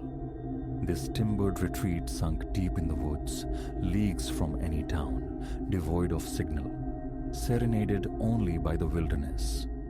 Elara had unearthed it online, a spur-of-the-moment claim for a lengthening weekend. Exactly the cure, she'd declared, anticipation lighting her eyes. No noise, no demands, only us. I had readily concurred, desperate to shed the weight of deadlines and the city's incessant thrum. For a day and a half, perfection held. We'd explored winding trails, plunged into the lake's glacial clarity, and surrendered hours to the porch, conversing and laughing with a freedom unvisited in years. But now, as indistinct voices seeped through the latticework of trees, that fragile sphere of peace imploded. "Did you hear?" Elara breathed, her mug descending with an unsteady hand. I gave a curt nod, thoughts scattering like startled birds. Other hikers, perhaps? The owner, maybe, making rounds? Yet the palpable strain in the air, the abrupt muting of the forest's ambient choir, spoke of something else, something unwelcome. Inside, I murmured, voice taut and low, "Bolt the door, I need to see." Elara started to argue, but a sound sliced through her words, the cold, mechanical snick of a firearm being readied. Urgency propelled us. We slipped back into the cabin's embrace, easing the door shut with excruciating care. Through the window pane, motion flickered at the clearing's fringe. A pair of men swathed in camouflage, features blurred by dense beards and the shadow of low-pulled hats. "What now?" Elara whispered, the sound barely disturbing the air. I shook my head. Adrift. We were cornered. The cabin offered no cellar, no hidden egress, just four walls and a roof that suddenly felt terrifyingly permeable to the menace outside. They advanced, their words now audible. "Told you I saw movement," one insisted, his tone sharp with conviction. "Swear it looked like someone." "Better hope not," the other growled back, voice like gravel. Can't afford witnesses. Ice traced my veins. Witnesses? To what dark enterprise had our search for solitude delivered us? Elara's fingers tightened on my sleeve. She gestured toward the cabin's rear. A small window, scarcely wide enough for passage. Our sole sliver of hope. We moved with ghost-like quiet, snatching essentials. Phones rendered mute by distance, a torch, a water bottle. While Elara wrestled with the window latch, my gaze swept the room for any potential defense. It snagged on a heavy cast iron skillet hanging near the stove. Meager, yet more than boar hands. The window groaned open, the sound echoing like thunder in the charged silence. We froze, straining our ears. The voices outside had ceased. "Go," I urged, hoisting Elara upward. She flowed through the aperture, landing with a muffled thump outside. I passed the scant supplies through, then began my own awkward contortion. Halfway through, the cabin door crashed inward. "Hey!" roared a voice. "Got runners!" Adrenaline detonated within me. I spilled out of the window, the rough sill tearing at my back. Elara hauled me upright, and then we were a blur, plunging headlong into the forest's green maw. Branches lashed our faces, roots threatened to ensnare us at every stride. Behind, the crashing pursuit echoed through the undergrowth, their shouts receding slightly as we clawed for distance. We ran until our lungs burned like furnaces and our legs felt like sodden clay. Gasping, desperate, we finally dove behind the massive girth of a fallen ancient tree. "Think. We lost them," Elara panted, face flushed, streaked with earth and exertion. I nodded, unable to form words yet. My mind churned, grappling with the sudden chaos. Those men, their purpose here, and the stark, overriding question: how did we survive this? As our frantic breathing subsided, the forest's subtle symphony cautiously returned. Birdsong filtering through leaves, a whisper of breeze. It was almost plausible. The preceding half hour, a fever dream. But the deep ache in my sinews, the fear still coiling low in my gut, screamed its reality. "We have to keep moving," I said at last, my voice raspy. "Find the road, a town, somewhere with help." Elara nodded, her eyes vast pools of fright. "Which way?" I'm completely turned around. I retrieved my phone, a gesture born of habit, not expectation. Still dead to the world, but the compass function flickered to life. The access road was east, I recalled. Head that direction? We have to hit it eventually. A threadbare plan, but the only one available. We pressed onward, navigating the dense woods with as much speed and stealth as we could muster. Each snapped twig, every rustle from the leafy depths brought us up short, hearts hammering against ribs. Each time, only a squirrel, a fleeting bird. An eternity seemed to pass before we heard it, the low distant thrum of an engine. Hope surged electric. An engine meant a road meant rescue. But as we crept nearer the source, that fragile hope curdled, turning to ash.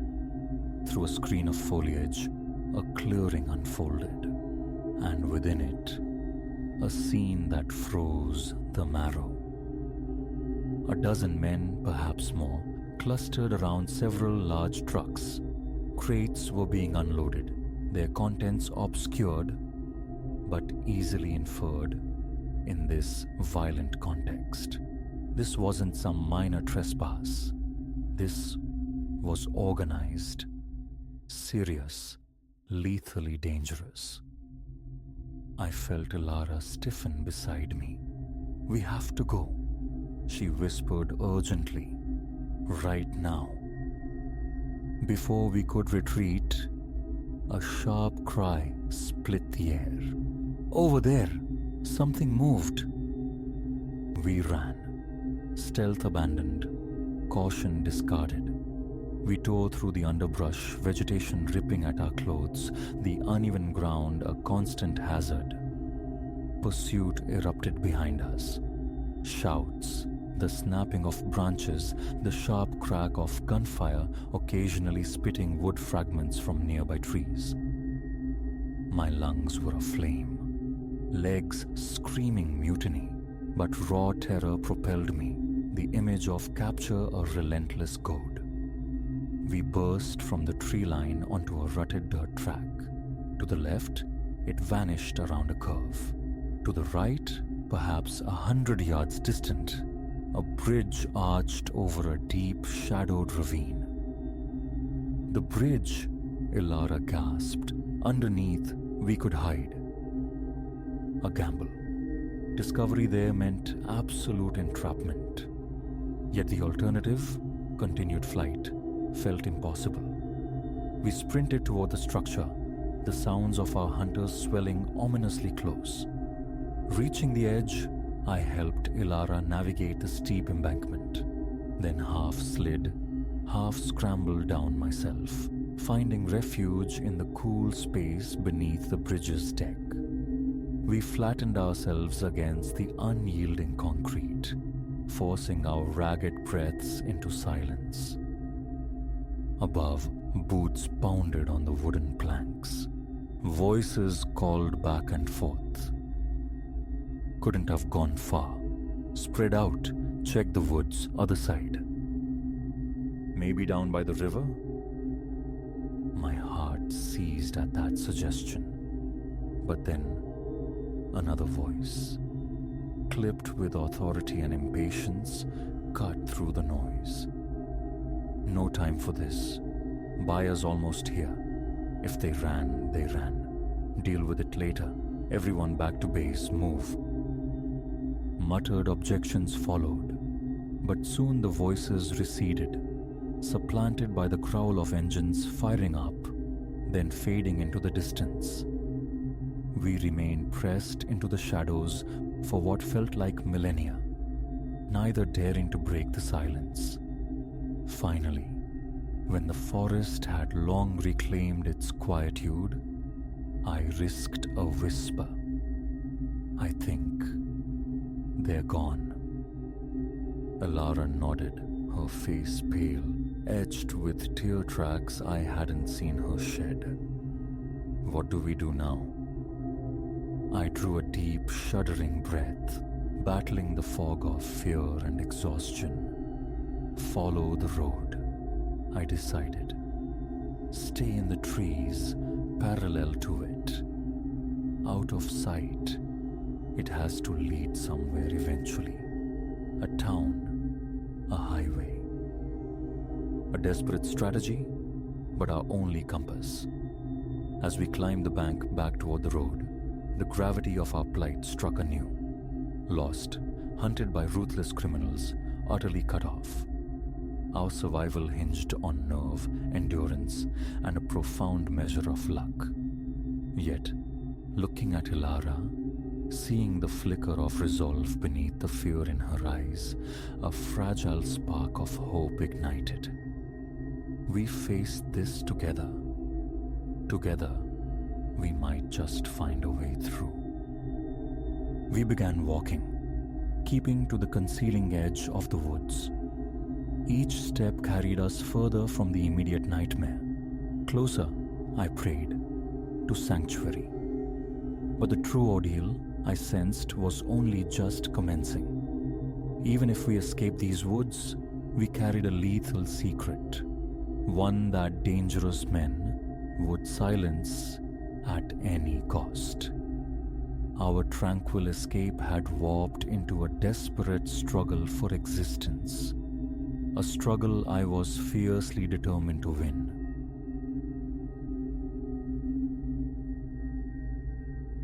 The key, brass and baroque, felt like a dead weight in my hand, its filigree mocking the plain tumblers of my city life. Before the cabin's bruised timber door, mountain air, sharp as fractured glass, did little to explain the tremor that traced my spine. Solitude I'd sought, a canvas of silence for the novel gestating within. But this place resonated with a discordant hum, a wrongness. Had I grasped, even dimly, that turning this archaic bit of metal would unlatch a void far deeper than any fiction? My name is Elara Vance. I chronicle shadows for a living, the kind that lurk in human hearts, splashed across pages devoured in Seattle coffee shops.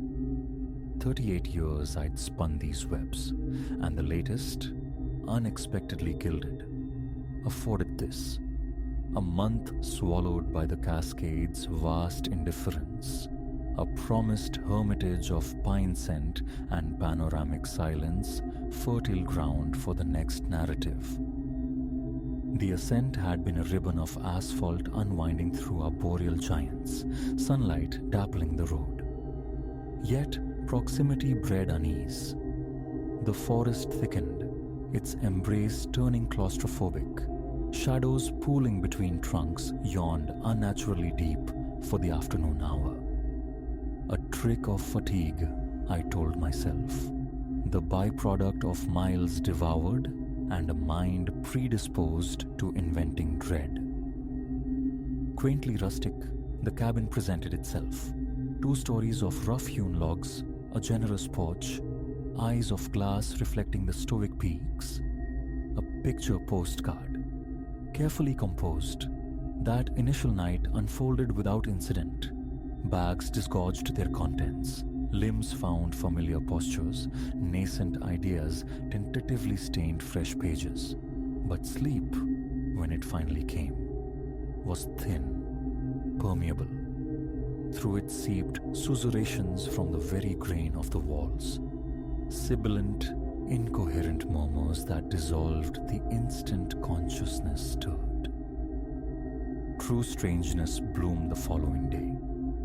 While mapping the cabin's interior landscape, my gaze snagged on the living room hearth. One fieldstone sat askew, subtly disrupting the mortar's logic. Curiosity, that writer's itch, propelled me. A nudge, a whisper of displaced grit, and the hearthstone yielded. A section of the floorboards near the fire's cold maw groaned upwards, unveiling a maw of its own, steps plunging into subterranean chill. My pulse hammered a frantic rhythm, a fusion of exhilaration and primal fear. A hidden chamber. Ripped from the pages, I yearned to write. Clutching a torch beam like a talisman, I descended. Each step drew me deeper, into colder, damper air thick with the scent of old earth and something else, something indefinably ancient. The space below was compact, circular. Shelves clawed at the curved walls, burdened with esoteric debris. Leather-bound volumes shedding brittle flakes, stupid jars cloudy with indeterminate precipitates, and, chillingly, arrangements of bone that looked disquietingly human. Yet the room's heart held the true gravity. A pedestal rose from the packed earth floor, supporting a tome bound in something distressingly organic, textured like cured hide. Every rational synapse screamed retreat. Yet, I drifted closer, drawn by the alien geometries etched upon its cover. glyphs that resonated with no known language. My fingers brushed the surface. Psychic static erupted through me, a voltage of the unseen. Instantly, the whispers from the night before surged, amplified, insistent, seeming to emanate directly from the artifact. Panic detonated. I scrambled backward, a clumsy flight up the stairs, bursting onto the porch into the thin mountain light. I gasped lungfuls of air, striving to quell the frantic bird trapped in my ribs. What abyss had I unearthed? An elaborate stage set by some eccentric predecessor? Or a relic of something genuinely other? Composure reasserting its fragile hold, I resolved to contact the agency managing the rental. My phone, however, offered only mocking silence. No bars. Naturally, civilization lay leagues down treacherous slopes. Returning inside for the car keys, I halted, transfixed. Framed in the window glass, a visage hung suspended, spectral white, emaciated, its eyes burning with a cold, internal luminescence in the twilight. I blinked. It vanished.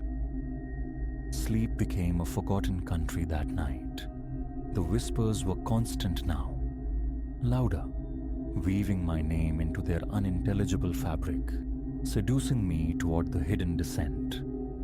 I fought the current, but with every rotation of the earth, my defenses eroded. Just shy of dawn's grey promise, resistance shattered. I stood again before the gaping floor, the darkness breathing upwards.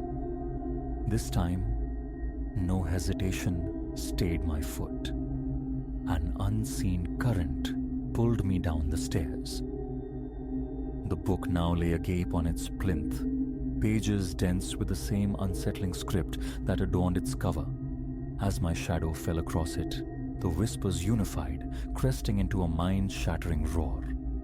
Compelled, I laid my hands flat upon the opened pages. The world dissolved. Visions cascaded through my consciousness. Fractured glimpses of impossible dimensions, entities so fundamentally alien their forms threatened reason itself. I witnessed cyclopean cities built along lines that defied earthly geometry. Heard phonemes impossible for a human larynx to shape. Felt the glacial touch of intelligences ancient before time's first tick. Consciousness returned slowly. I lay sprawled on the packed earth, slick with cold sweat. The book was shut, quiescent, yet the air vibrated with its latent potency. I staggered upstairs, psyche reeling, irrevocably altered by the glimpse behind the veil. The ensuing days were a battle against encroaching reality. I hurled myself into my manuscript, words pouring onto the page with feverish velocity. But the narrative emerging bore no resemblance to the genteel mystery I'd conceived. It was a tapestry woven from cosmic dread, populated by tenebrous deities and rituals whispered only in madness. Night offered no respite. The book's visions infested my dreams. I'd wake tearing free from tangled sheets, screaming, my skin sometimes faintly inscribed with complex symbols that faded with the morning light. A week bled into the next. The world outside the cabin warped subtly. The forest seemed to writhe, trees assuming tortured, unnatural postures. Wildlife gave the structure a wide berth. The few birds sighted seemed malformed, their proportions skewed, their songs dissonant, grating. Departure was the sane choice. Yet an invisible tether held me fast. The book hummed its siren song, promising revelations, dominion beyond mortal ken. My waking hours increasingly belonged to the subterranean chamber, poring over its cryptic pronouncements, absorbing its shadowed lore. Deeper I plunged into its abyssal truths, and the flimsy facade of perceived reality began to shred. This world, our cherished existence, was merely a gossamer membrane stretched taut over horrors unimaginable. And I, Elara Vance, through some random eddy in the cosmic tide, had become a nexus, a bridge. Under the third week's full moon, I enacted the rite detailed in the tome's final, dreadful chapters. As the syllables, ancient and corrosive, spilled from my lips, the very fabric of existence buckled. The cabin walls dissolved like smoke, revealing not wood and plaster, but a yawning void spangled with alien constellations. Then they manifested, the great old ones, the trans-dimensional powers glimpsed in the book's poison visions. More terrifying, more majestic than fragile human sanity could bear. Their mere presence scraped at the edges of my mind. Yet, destruction was not their immediate purpose. They communicated not with sound, but with concepts seared directly onto my soul, imparting truths of the cosmos no human was ever meant to contain. They illuminated my function, the part I would play in the unraveling to come. When I reintegrated, the log cabin was utterly gone. In its stead loomed a monolith of impossible angles and cyclopean scale, a temple raised to those who wait beyond. And I was irrevocably changed, no longer entirely human, but something more. A seer, a harbinger of the aeon's end. Even now, as I commit these final thoughts, I feel the partitions between realities growing thin, porous. Soon, the old ones will surge forth, and the familiar world will collapse, reformed into something new, terrifying, wondrous. Some will name it annihilation. I understand it differently. Not an end, but a metamorphosis. A cosmic transfiguration birthing an age of sublime horror. Let any who find this account comprehend. The secluded cabin was never mere sanctuary. It was a threshold, a forge where Elara Vance was unmade and remade. While some fragment laments the woman I was, the greater part of this new existence thrills to the transformation. The key that opened a simple wooden door also unlocked the very architecture of the universe. And now, as the stars wheel into alignment and the ancient ones stir in their abyssal sleep, I stand poised to swing wide the ultimate gate, to welcome their terrible glory back to a world that has forgotten true awe. The whispers have swelled into a symphony, and soon, imminently soon, all creation will hear their song. And in that moment, they will grasp the truth I now embody, that measured against the infinite void, our lives, our world, all we deem precious are but ephemeral motes adrift in the dreams of slumbering gods.